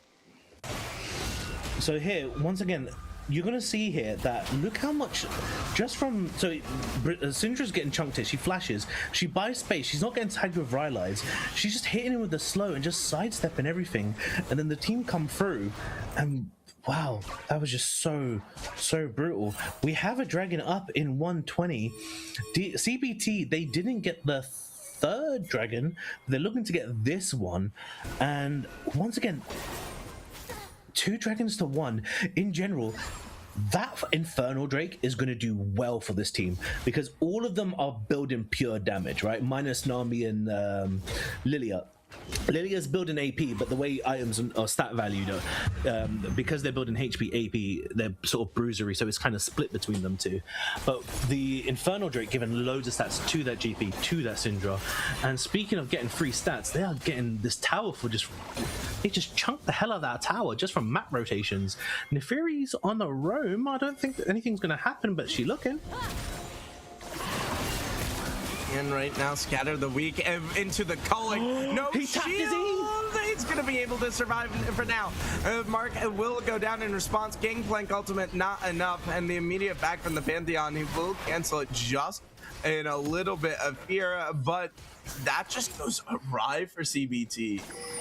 Oh, they're looking for another pick. Are they going to get it? Oh, ooh. Brazil is there. One thing to point out is that Pantheon actually tapped his E there. So he only got like 0.5 seconds of invuln compared to the possible 2 or 3 seconds he could have had. Therefore, he had to burn Flash. A major misplay there by the Pantheon player. Everyone's setting off a dragon. GP is getting loads of value. Meanwhile, we've got a fight breaking out. Oh, the stun connected on the blast coding Pantheon. But now he's going to look to flank from the back. He didn't know they was there because it was killed, but this is just going to be in a lot of danger now. And the Tomb of the Sad Mummy is going to be used. Han So Young is going to be able to pick up one, and he'll pick up a second, and this dog is going crazy as he picks up 2 there. And what I'll say about the shield tap is it actually was the bait of the century as Lilia blast goes into the pit unadvisedly, and no Drake steal as he's forced to go golden. Not going to be able to have a way out of here. No, he will use the flash, but the problem is he should be hunted down as Han So Young is going to be able to pick up the kill on the market. It's going to be the Lily up next, and this dog is eating good in this match. CBT unfortunately just not doing too well there. GP didn't have TP. No, I'm not sure if he just got TP back. I was looking at the wrong place for it. He didn't have ultimate for that fight, but he did get a good chunk up in the top lane. Now let's look at the gold real quick. It's still in CBT's favor. They are still 4k gold ahead. It might not feel like it after you lose a team fight, but guys, you still have the source. Don't drop the ball.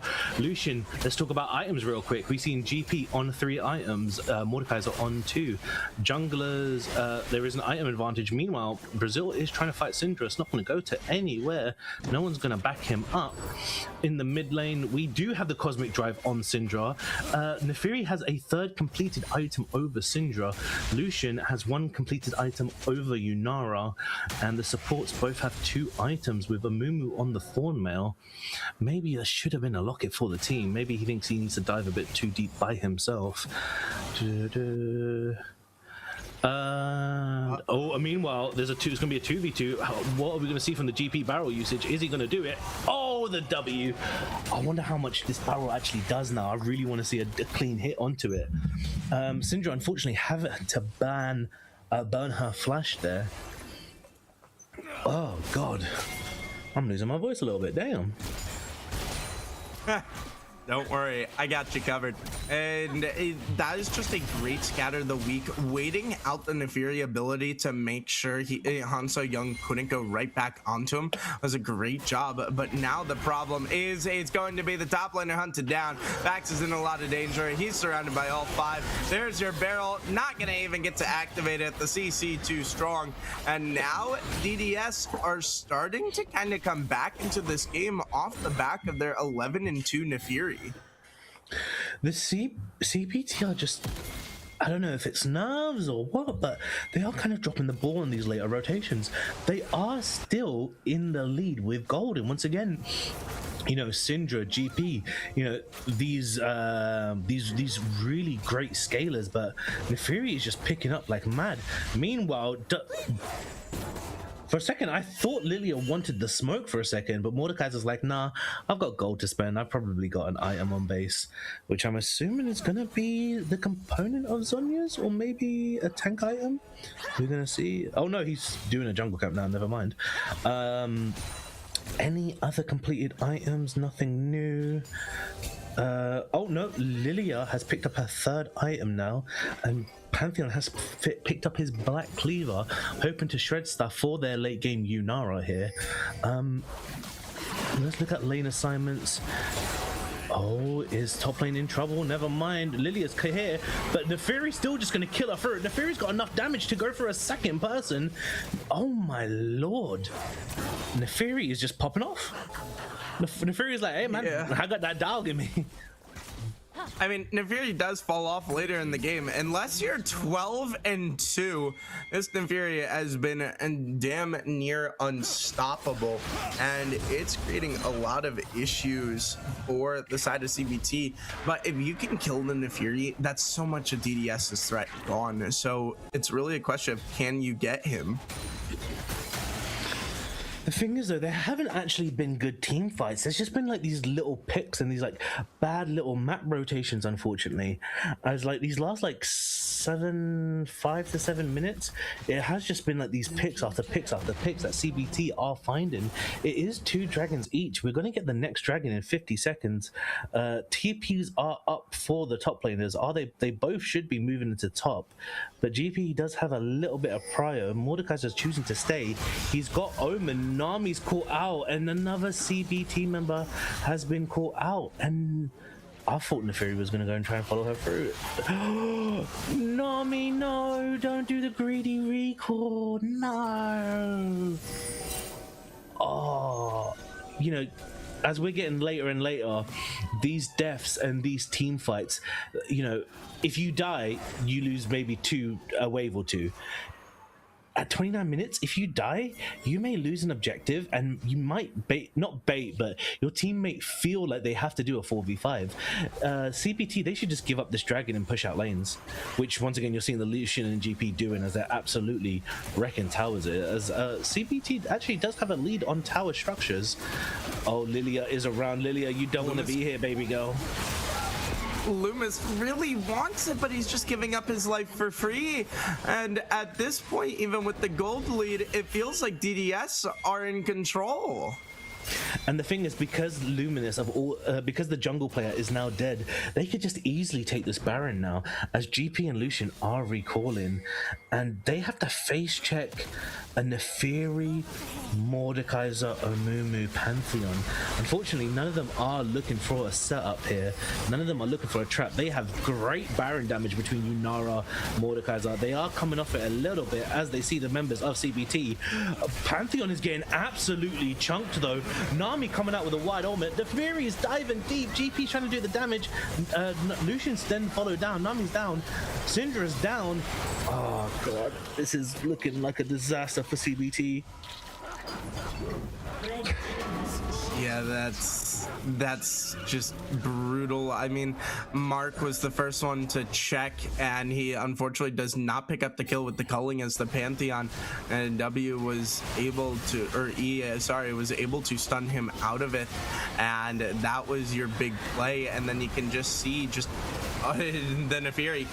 It's simply just what the Nefiri does, unkillable at this point. See, this is just a thing in general, guys. If you think something's a bad play and you still go for it, don't do it, right? Because this is just in general. This isn't shade at any specific player. But the Nami player died. Okay, that's fine. That happens. Lilio trying to get the smite there. I'm assuming they're going to kill this mortal. Does he have Brazil? Yes, he does. He's just going to 1v2. Oh, he's asleep in Brazil. Oh, he found a nice little hotel, but no, he's coming back out. He's going to try and 1v2. Lilia's got the damage though. This should be a dead Brazil. And he day now. And auto attack. There we go. So Nami died. That happens. That's fine. Luminous stuck around with not enough vision to try and steal that. If Luminous doesn't die there, that's a full 5v5 at Baron. And imagine how different that fight looks. Because you got to remember, Lucian got really good damage out before he actually went down. And Nefiri was able to kind of free hit in the back and able to walk past GP to get onto the Nami. Imagine if a Lily was there. And it's just like, it's sometimes like, go with your gut instinct. Is this a good play? No, don't do it. And that can be something that's really hard to train. Unfortunately, Nefiri is just hunting. Did he cancel the second ultimate? Yes, he did. Oh wow, this Syndra player is on it. I'm assuming she's done this matchup a few times. Yeah, maybe, but I mean, for CBT, this game was going so well. What happened? You don't even have a gold lead anymore. It's 500 gold lead for the side of DDS, and they are just running the Rift right now. And it's all because of one dog, and it's the Nefiri. Which is just something shocking to see. And now the gang playing, or the Lucian, excuse me, not quite where you want to be. You do bait out Expert Baga's ultimate though, so you will not have the Grand Starfall for the team fight. I thought if I was that Lucian, I would have, the moment Mordekaiser walked away, I would have I would have tried to all in the Yunara there. We are seeing a setup for Baron. Bearing in mind that's DDS, even though they won the fight, they didn't actually take Baron. And oh, this is going to be dangerous. The Amumu bandage toss reach of 3-man stun. Oh my god, it's looking like a disaster. GP is in Brazil. GP ult went out before he died. The lane, the rest of the team for coming out. Brazil is just too strong. He's able to tank 3 people. Amumu might die off the backlines, but it's probably not going to lead anywhere. That was a 2 for 5. Amumu bandage toss can reach that. I mean, I know, but I've just never seen it in game. Just such a good job by DDS to just get it to dead, and then you don't even drop a member in response. It doesn't matter that this Lilia and Gangplank are so far ahead. You just cannot do the damage to kill the Nefiri. The Nefiri does way too much here. And now, I mean, the Drake is spawning in 20 seconds and the Lily is on the wrong side of the map. That bandage toss. You know he clicked it and was just moving the cursor around just to see the range while he was waiting in that bush. Oh my god. And this is just so heartbreaking. You've lost 2 people and there's not even a chance to get a return kill. And the thing is, this is like, if you flip that around, Syndra could be getting those picks, right? Similar to how Amumu's doing. Nefiri is hungry. Nefiri's 1v4 and she doesn't care. She doesn't care. Never mind, the Syndra R is going to execute. Oh, the TP in from Brazil, though. Oh, Brazil's going around an awkward angle. He's not going for a flank. Everyone's spacing. they'll back away from, and they're actually just going to try to go rush the Baron now with the Nefiri dead, and it's about their one way to really get back into this. It is the Hextech Soul for the side of DDS, but without the Nefiri, it's going to be a lot harder to fight this, because now it's actually about a 3,000 gold lead for CBT here in this fight, and the Pantheon is not here. He does have the Grand Starfall if he has to go in. Is he going to? No, he's just gonna let it go. They know they cannot get too overzealous without their dog, so there's no fight to be had.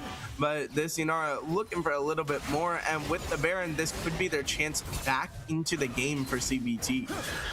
Here's the thing about Hextech Soul. It does that static shiv effect, but it also applies a slow.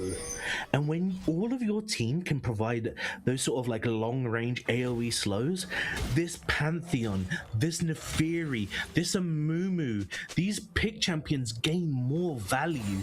Now, luckily CBT, you know, they're not giving up at all. They got the Baron, and that was such a fantastic call from them.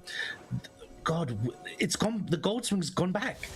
We're literally just at that point. It's just going up and down. But death timers are going to get huge. If Nefiri gets another pick, that's going to be someone dead for like 50 seconds to a minute. Items like, you know, we can talk about them, but there's so much blow up potential. The only thing really to pay attention to is that Lilia and Syndra have Zhonya's, while Pantheon and Lucian have Guardian Angel. These are going to be the things that are going to buy time in these team fights. GP does have the TP advantage, and lane assignments are currently pretty okay, but you've got a Baron and you're not able to knock on towers. That's not the ideal situation. Yeah, this one, and now we're gonna flash bandage shots, but it's not gonna be able to go in his way, but the Nefiri using the ultimate to scatter the way, gets there in time, calling is out, and Mark's not dead yet. This time he finally survives the team fight, but the problem is the Mordekaiser's on the side looking for a little bit more, but not gonna be able to find anything. Now the member's on the retreat. You did not get Mark this time, and that's the big thing, but this Mordekaiser is on a ward, and Nami will make the presence. He has Brazil. Mark going forward, and the Mordekaiser does have the ultimate if he wants to use it, but no, he just needs to get away from Mark. He knows he cannot take him into Brazil because the stats will not matter. And Mark just decimates him too easily, and he will go down. And now it's all of them being able to back away. Vinko, send him to Brazil, bro. Like, you're not. He dies anyways. But it doesn't matter. His only point is to stall there. Yeah, he should. Because he's trying to take the Hextech gate, and so he just like I think he clicked on it twice or something, and he should have stalled it in Brazil to try and at least, I don't know, chunk the Lucian out, make the Lucian recall, and now they're just gonna get so much damage out. Oh, moving with a mad angle. And now you got to be careful. The Nami wave, it does come out, but the Gangplank ultimate coming out, but it's just not enough. You're just going to be dead already. And with the using the art to go onto the backside, this Nami's in a lot of danger already. Mark and Pax are dead, and Ditzy will join him in a grave, as both of the other two were just not with their teammates, and this game continues to go on. 2v4. Mordekaiser's about to be up. This is 2v5. 30 seconds. Elder's coming up. We should be fine. Unless Nefiri finds another pick. That Amumu flank was insane. I'm not even... Did you catch that? Because I didn't catch it until he was on the screen. Like, he just Hextech gate over and just yeeted. Yeah, that was just such a great job out of him, and you can see he's just there, and there's nothing you can do, and that is the GA burned for Mark as well, and you can just see how much damage the Inara does. But you got to keep in mind, as the game goes on, you got to remember it is assassins for the side of DDS, so I mean, it doesn't matter that it's a 3,000 gold lead for Hanso Young. He's already full build, and this is where gold doesn't matter. And the fact that you have some late game scalers on the side of CBT, this could start to get a lot rougher for DDS, even with the Hextech Soul. Aaron, can you pull up the damage for me? Because I feel like I haven't seen these GP barrels do much. I don't think I've spotted any of it yet, but like we'll see shortly. Damage dealt. I mean, okay, admittedly, nothing looks good to Neferi, as Neferi's gonna chunk the hell out of Syndra. Neferi's got the reset. He's just gonna go in again and just try and start chunking Lilia, but Lilia unfortunately has more HP in the kit. Lilia, I don't think you're gonna win that. I'm surprised Pantheon didn't try and W that there. And that's just a free pick, and Elder's about to spawn in 30 seconds. They're gonna 4v5, and this isn't gonna go well. And they have to try something here, and the question is, do you get the kill? Loomis is backing, I would assume, to claim an item, and they might have just found the angle that they needed. The Mordekaiser going a bit too far. He's going to use the shield to keep himself alive a little bit longer. The rest of the team's going to be coming in. Rest of the team's not coming in, actually. He says, I don't need the help, as he gets a kill with the ultimate, and now the rest of the team is going to be here for the big chunk. Gangplank ultimate is going to do some damage, but it just isn't doing anything. It's on So Young, the man of the hour, picking up a double kill. This is so unfortunate there. Like, if you have to communicate CC overlap onto that mod, and that's your best bet in trying to blow him up there. Meanwhile, Syndra is back, gonna prop the GA. If she presses R, it will follow him through his W. She doesn't want to do it though. Okay, we're gonna see what happens here as top is getting shoved in. They are chasing down.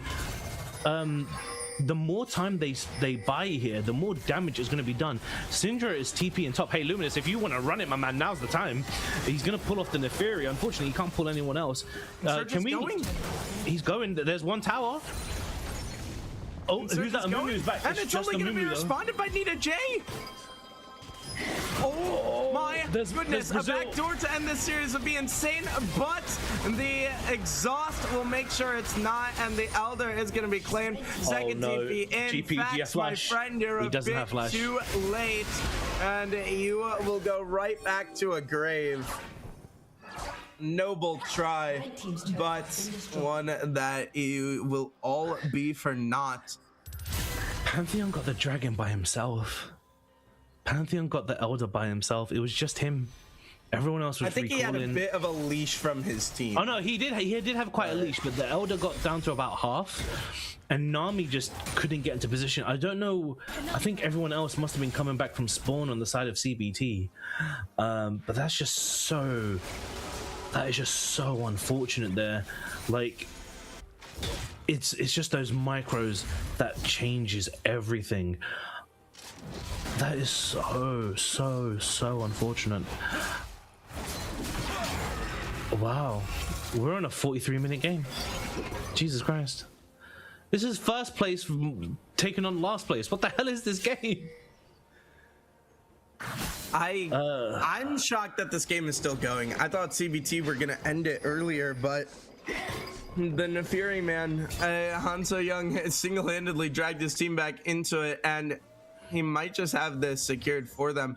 Now, I would like to point out that the gold lead says 5,000, but it's realistically not that much because of the fact that DDS have the Neferi at max, and now he's just going to be able to blow one up, and that is the power of the lethality Neferi. And I mean, just over ambitious from the side of Ditzy Alchemist, who thought he could walk wherever he wanted to, and now this Lily is going to be in some danger as the members turn their attention. Not going to be able to find him, though. It is a Lilia after all, but the Pantheon ultimate's going to be used. Looking for the backside. It's going to be Insurgents in so much danger. He's going to start to be hunted out. Bax, you better get out of there, my friend, because you're going to be up next. But no, they do not want to go on the wild goose chase. But as this goes on, this gold lead gets less and less impressive because members are going to start hitting max items.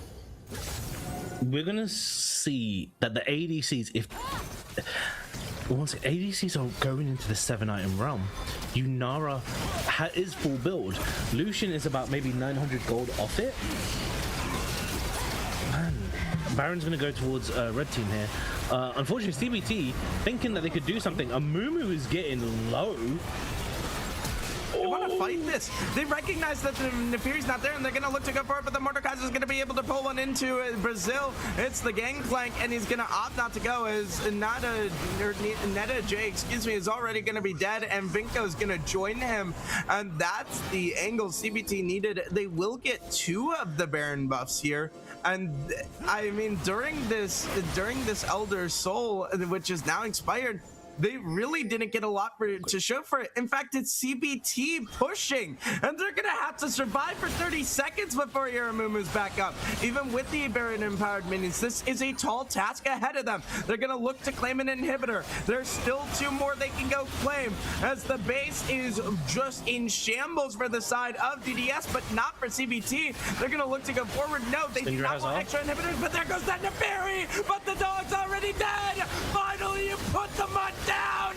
Next goes the Yunara. Final life here for the Pantheon. Is going to be revived with the Guardian Angel, but Bax is going to be able to go down. Energy is about to revive, but it's not going to be enough. The CBT have done it. They've done the impossible and have pushed their playoff hopes just a little bit further. Oh my god. So sorry, I got corrected in chat that Lucian was actually an item behind Yunara as well. Lucian was so dominating throughout the whole game, it actually didn't clock to me that Lucian was actually building towards his 6th item. So the fact that they won, wow. I mean, you're absolutely right. You called it at the start of that Baron fight where CBT, they spotted that Nefiri wasn't there and they was able just to all in, and the Mordekaiser ult, it tried to stall, but like it once again, it just didn't stall for enough time, and it didn't lead to anything else. And bro, Syndra didn't even use her ult in that last team fight.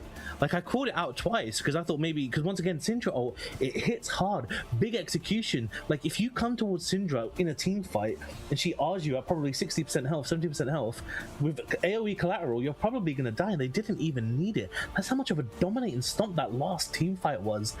And oh my god, what, we went to like 45 minutes, 50 minutes, was that? Yeah, Dark Lord, I want to pull up the damage numbers and everything. 46 minutes of action.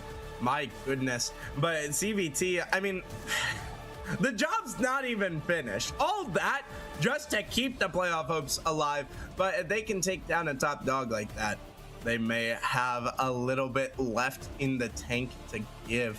But what a performance, and my goodness, Hansa Young, literal 1v9 for as long as he could. But what did we just witness? We witnessed, like, what was that, a 7k gold lead choked into a 5k gold lead choked into just scuffed Baron taking. I mean, ladies and gentlemen, this is why you watch the Weenie Hut bracket. This would not have occurred in the higher tiers, but my goodness, what a series. Can we get the stats for that last game if it's possible already? Because the gold was going so back and forth. That graph must be nuts. Like, that graph literally must be like a zigzag going up and down, because it's not working. Aaron has failed us.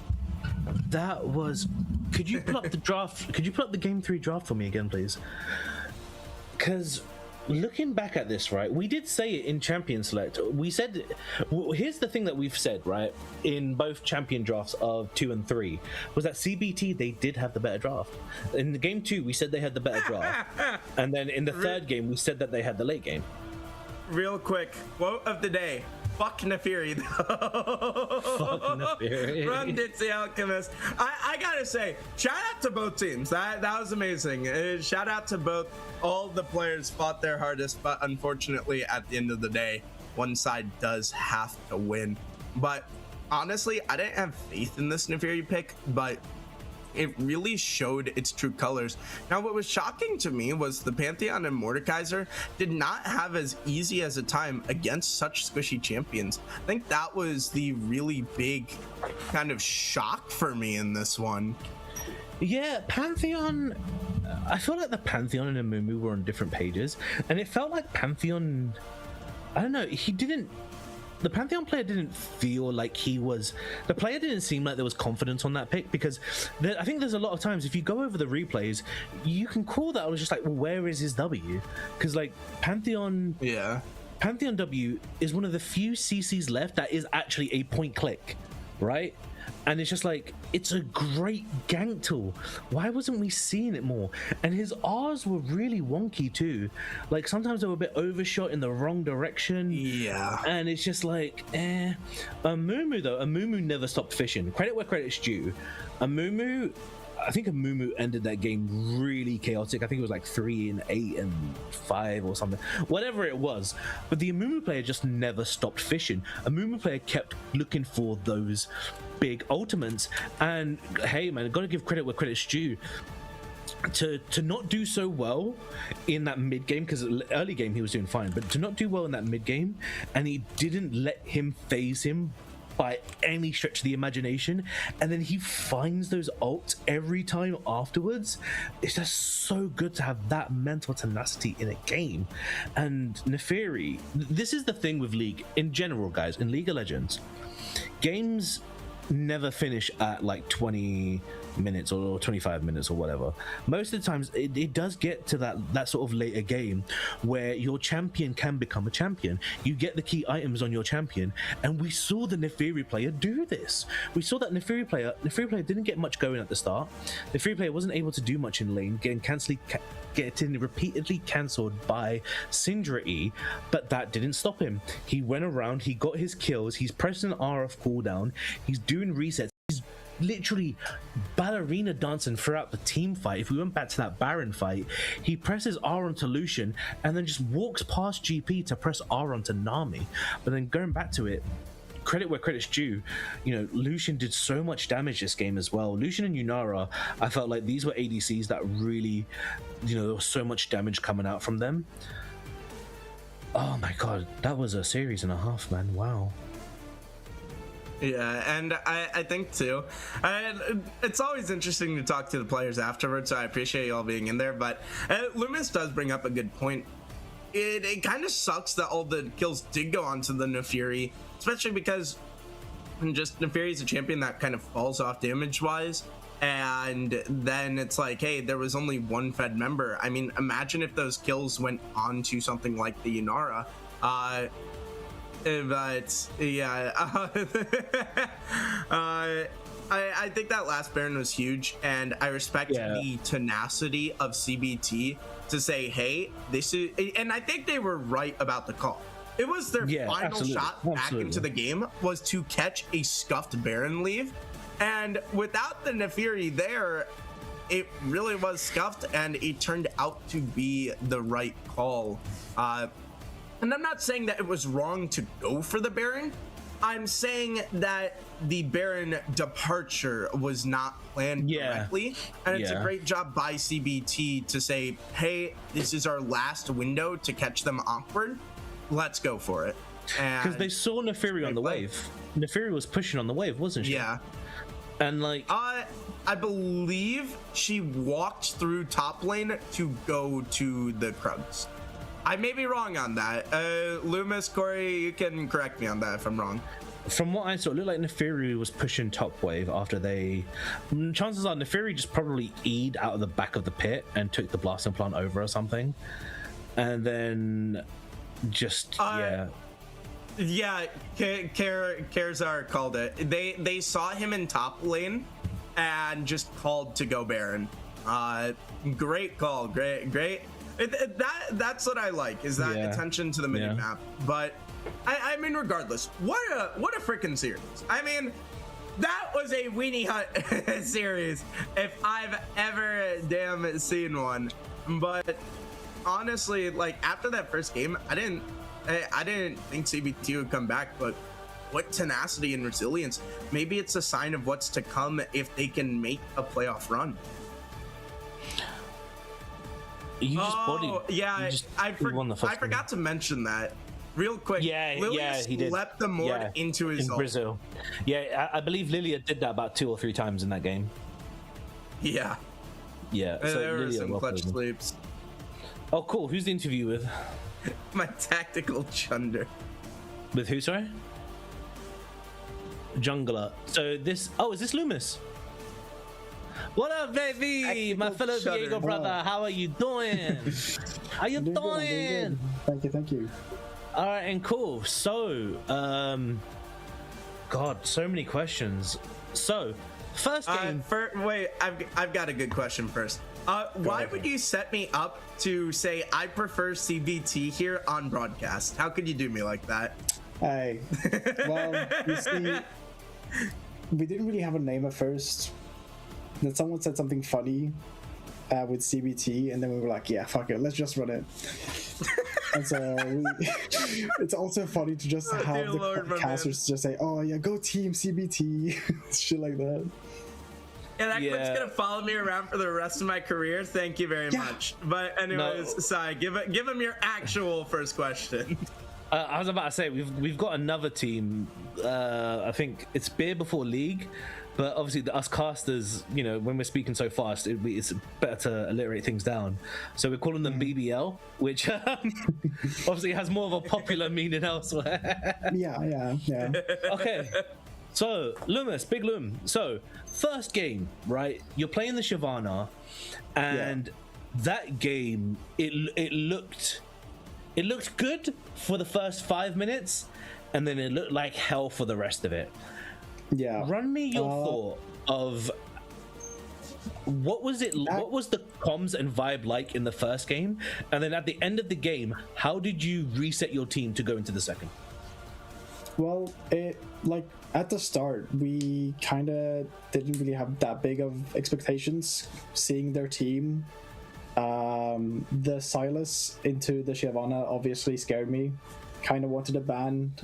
Me and Ditzy both said it, but it was fine at first, but then he kind of just started rolling the mid lane.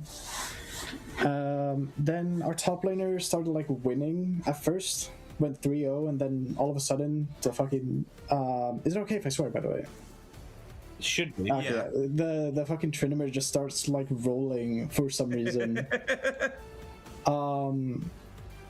And I don't know, I thought like the Shyvana would have been good, but then the Silas just counters it so hard, it's insane. So like our mental was like going down somewhat, but we stayed focused. We kind of like panicked a bit, but we picked up the slack. Game 2, we just reset, talked to our coach, talked next game. Like we didn't really focus too much on this game, because if you dwell on the past, it's just gonna get bad. Okay, cool. So, second game, you're playing Viego, and you build Bork first, and you just camp top. Was that your goal from the beginning, just to get fed off Mundo and then try to go for 1v9? I don't think I wanted to get fed off Mundo. More so that having a tank player like be available was just great for us. And just shutting down a Mundo early kind of helps, so he doesn't like scale and fuck up the team.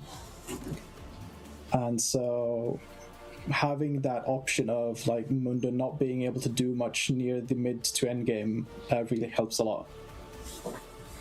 And in that second game, you guys were very dominating. It looked like night and day, right? It looked like you guys were the first place team of the bracket. You guys got a lot of dragons uncontested. You popped off on this Viego. Kiana, I think, was the only person who killed you and took that bounty off you. How did it feel like when you're getting ahead? Like, how are those voice comms looking? Is it just like cool, calm, and collective? Are you guys like, oh, I'm popping the fuck off, like, guys, trust me, I can 1v9 this? How is it like in the voice there? If you could hear our bot lane, the entire games, like all 3 games, they were just laughing, having fun. Oh, really? Mark's secret tech is him smoking a doobie. He just likes having this. Yeah. And then Ditchy just matches his energy, so they're just having a lot of fun. They don't really care that much. Oh, bless. And so it works. And then, like, when I get fed, I just make sure to use my position in the jungle to, like, help out my team and try to make it so that they can also get fed, so that I don't get all the kills. Because eventually, in the mid to end game, if I just die, where's our damage? Like, what are we meant to do? Well, I mean, this is where you got the GA, which was such a good pickup by you. I think there was someone in chat wishing that you bought Infinity Edge over GA, but it's just like, no, you've got. I think it was like 8-1 at that point. He was 8-1 at that point. It doesn't matter. And then third game, Lilia. So once again, that's quite interesting because Shyvana, very that on hit auto attack rundown style. Viego when he's ahead, very similar. And then you swap to a caster mage jungler. What made you pick that? You picked it early in the draft as well. Really? Comfort pick. I main a lot of junglers. Lilia was kind of fun because she just zooms around the map and has the sleep. So it's pretty fun for me to just go around, press Q and like run around in circles all the time. And then, as you saw, like near the end there, when I procced the spell shield, just like throwing random abilities and hoping that they land. So fun. That's why Ezreal is like also one of my mains. I just love spamming all these random directions, hoping they land. But great strategy, ladies and gentlemen. This is how you rank up. If I didn't play Lilia, it was between Echo and Diana. Because I don't have any other AD junglers. Like, he stole my Kayn game 1, and so I got kind of pissed. He did, yeah. With that, it was you were right with the E values, because one of the things we caught on commentary was that you E'd Yunara, and that allowed Lucian just to solo kill. Oh yeah, Not solo, I E'd her from tier 2 tower and just ulted. Yeah, but I saw that he would go in, so he just went in. Hit his thing. Yeah. Shadow, any questions on your side, mate? I gotta ask you guys. So the game 3. Yeah. Obviously, it started out great. Then things fell off the rails. I'm not gonna sugarcoat it. The wheels fell off the bus. What do you guys have to do to really mentally recover? Because obviously, it's one thing to try to get your mental back after dropping a game. It's another to lose it mid-game, still be in game and say like, hey, we just gave up Hextech Soul. We gotta do something. What did you guys have to do? What were the comms like? We just stayed focused. We just said that like we lost this, but it's not over yet, and we can't just like keep focusing on, oh, we didn't get this Drake, fuck, it's so over, it's like doomed. So we just refocus. We like think about the next steps. I believe it was the Elder fight where we saw that we had a lot of elite minions in their like top lane pushing in, and so we told Andy to just TP top. He was like, no, I can't TP, I won't TP, I'm gonna save it. So we just kept yelling at him. He TP'd, he took the towers, he almost got the inhib, but then Fax was like, oh, I'll also TP. But then they were top lane. Yeah, like, that one hurt my soul. Yeah, man. that was like, that one hurt my soul. Yeah, because like I think your top laner in that game, I think his TP was, I think it was available for a majority of the game, because I know there was two objective fights that he didn't TP to, which admittedly he did get a lot on that top side, which like that's, I think that to a decent extent you can make the argument that that's okay, but like it seemed like the GP TP, I mean, admittedly, his ult awareness was good. I don't know if you guys were calling that in comms. We're just like, hey guys, come ult bot lane or something. He just noticed those. He did those by himself. Yeah. I'd also like to say, what do you do after, like, there's a lot of moments where Mark and Ditchy were getting caught out in that final game, but then something turned around where suddenly, I mean, there was just beautiful Nami ult after beautiful Nami ult. Mark stopped getting caught. What did you guys have to really do to make sure that Nefiri couldn't run amok on you guys by the end of the game? We kind of just yelled at Mark to stay by the Nami instead of like running off and doing his own thing, because he kept doing it and he just kept dying. So we were like, Mark, stop going away from the Nami. And then you gotta get a spray bottle. Bad Mark. Yeah, like eventually Nefiri started ulting us when we were like inside of their team. So he kind of like mental boomed, I guess, or just got greedy, thinking that his team would hopefully follow up. Because like there was that one fight near the end where he ulted us when we were four people, and just went in solo, so he kind of just died. I don't really get that one. Neferi, Neferi was. Admittedly, Neferi was able to get away with a lot of murder. Oh for sure. It was one thing I caught during the Baron fight was they were able to ult onto Lucian in that sort of top tri-bush and then walk past GP and was able to ult Nami basically by mid-bush. So like, I don't blame him for trying to push his limits there, because I mean, it's how he got his kills in the first place. Like, I mean, yeah, that's true. As an assassin, you got to kind of play like a psycho like that. So credit where credit's due, he did well. Yeah, he played it really well, but it's like just the end fight where he went in versus 4 people, it kind of just fucked them. That was their main downfall, I think, because as soon as we got the Neferi, we kind of just started stomping the rest of the team. Because either they were out of position, or we could like force ourselves onto them very easily. Because I noticed that Jaden kind of like played very tilted. I don't know if he actually was tilted, but he played like he was. You could tell a lot very early when he like just threw random Qs like under tower and everything. I think this quote sums it up. God bless Corey for playing like a psycho. From Ditzy, great quote. But yeah, I mean, what a series it was. Is there any final thoughts you want to throw out there, maybe for the fans at home? I mean, you guys are looking for a miraculous run to the playoffs, and job's not finished yet. Do you think we're going to see you guys there? The hope is definitely there. Now that we got this win, we are more determined than ever. So we shall hope that we get this win. If we don't, it's fine. Like, it happens. You see a lot of teams lose. Like recently, the T1 versus G2 games. Like, how the fuck does T1 lose to G2 but then stomp Lion?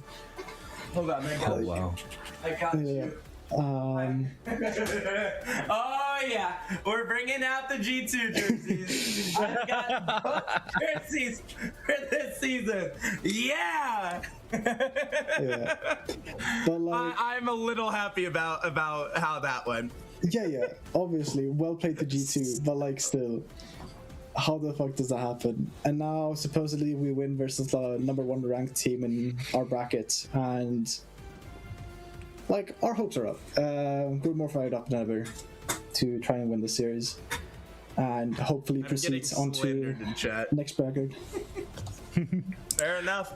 Well, Loomis, thank you so much for joining us. We appreciate it. Congratulations, of course, to you on the win.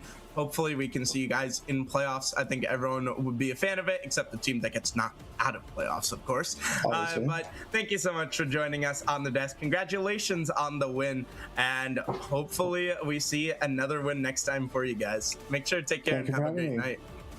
Thank you very much, and you guys have a great rest of your night. Bye. You too, man. Take care. Guys, that was Loomis from the side of CBT. What a performance out of him and out of the team. Especially, I mean, I don't compete in League of Legends, but from competing in Rocket League, I can tell you, when you start losing mid-game, it is really hard to shift back the focus. I am insanely impressed that they were able to bring that final game back. And who knows? Maybe we've got a massive underdog story on our hands. It was, I mean, once again, everyone here, we all play League, right? That's why we watch this, right? And we all have a love for the game. It's, even though this is Weenie Hut, you guys have got to remember that this bracket, like, that team was 3-0. Like, they were consistent. They were 3-0, and then they basically just got anime blue locked in the fact that that just happened to them, right? And it's just like, to go from that, to go from being the top to losing to the bottom, you know, like, I think you and me were talking about it before. I think I mentioned that, oh, you know, first place team versus last place team, this is probably going to be a 2-0. And, you know, the fact that they shocked us all, you know, this is why we enjoy watching sports, whether it's, mini LCS, or if it's regular LCS, or if it's WWE sports, or if it's football, whatever, right? We love underdog stories, and we just got to witness that live. Yes, was it chaotic? Absolutely. Was it a clown fiesta? Absolutely. Should everyone in that game get reported? 100%. But it's why we love the game, ladies and gentlemen. Okay? Never forget that. Definitely. But, ladies and gentlemen, that about wraps it up for us here tonight. Thank you so much to all of you for joining us. Thank you so much to my lovely co-caster and producer. And thank you so much to you, the fans at home, who make this all possible. Congratulations to CBT. Hopefully we can see them go on a playoff run. For DDS, hopefully we see some sort of bounce back. I mean, I say bounce back, but one loss is bound to happen. I think we will see them bounce back. I wouldn't be too worried about that team. I think they've got a great heads on their shoulders, and I think we'll definitely see them as a top threat in playoffs. But, ladies and gentlemen, thank you so much for joining us here at League of Shut Up on Twitch. Thank you so much for joining us for this mini LCS match. Make sure to tune in tomorrow night for some more action, and we'll see you all tomorrow. Take care, beautiful people.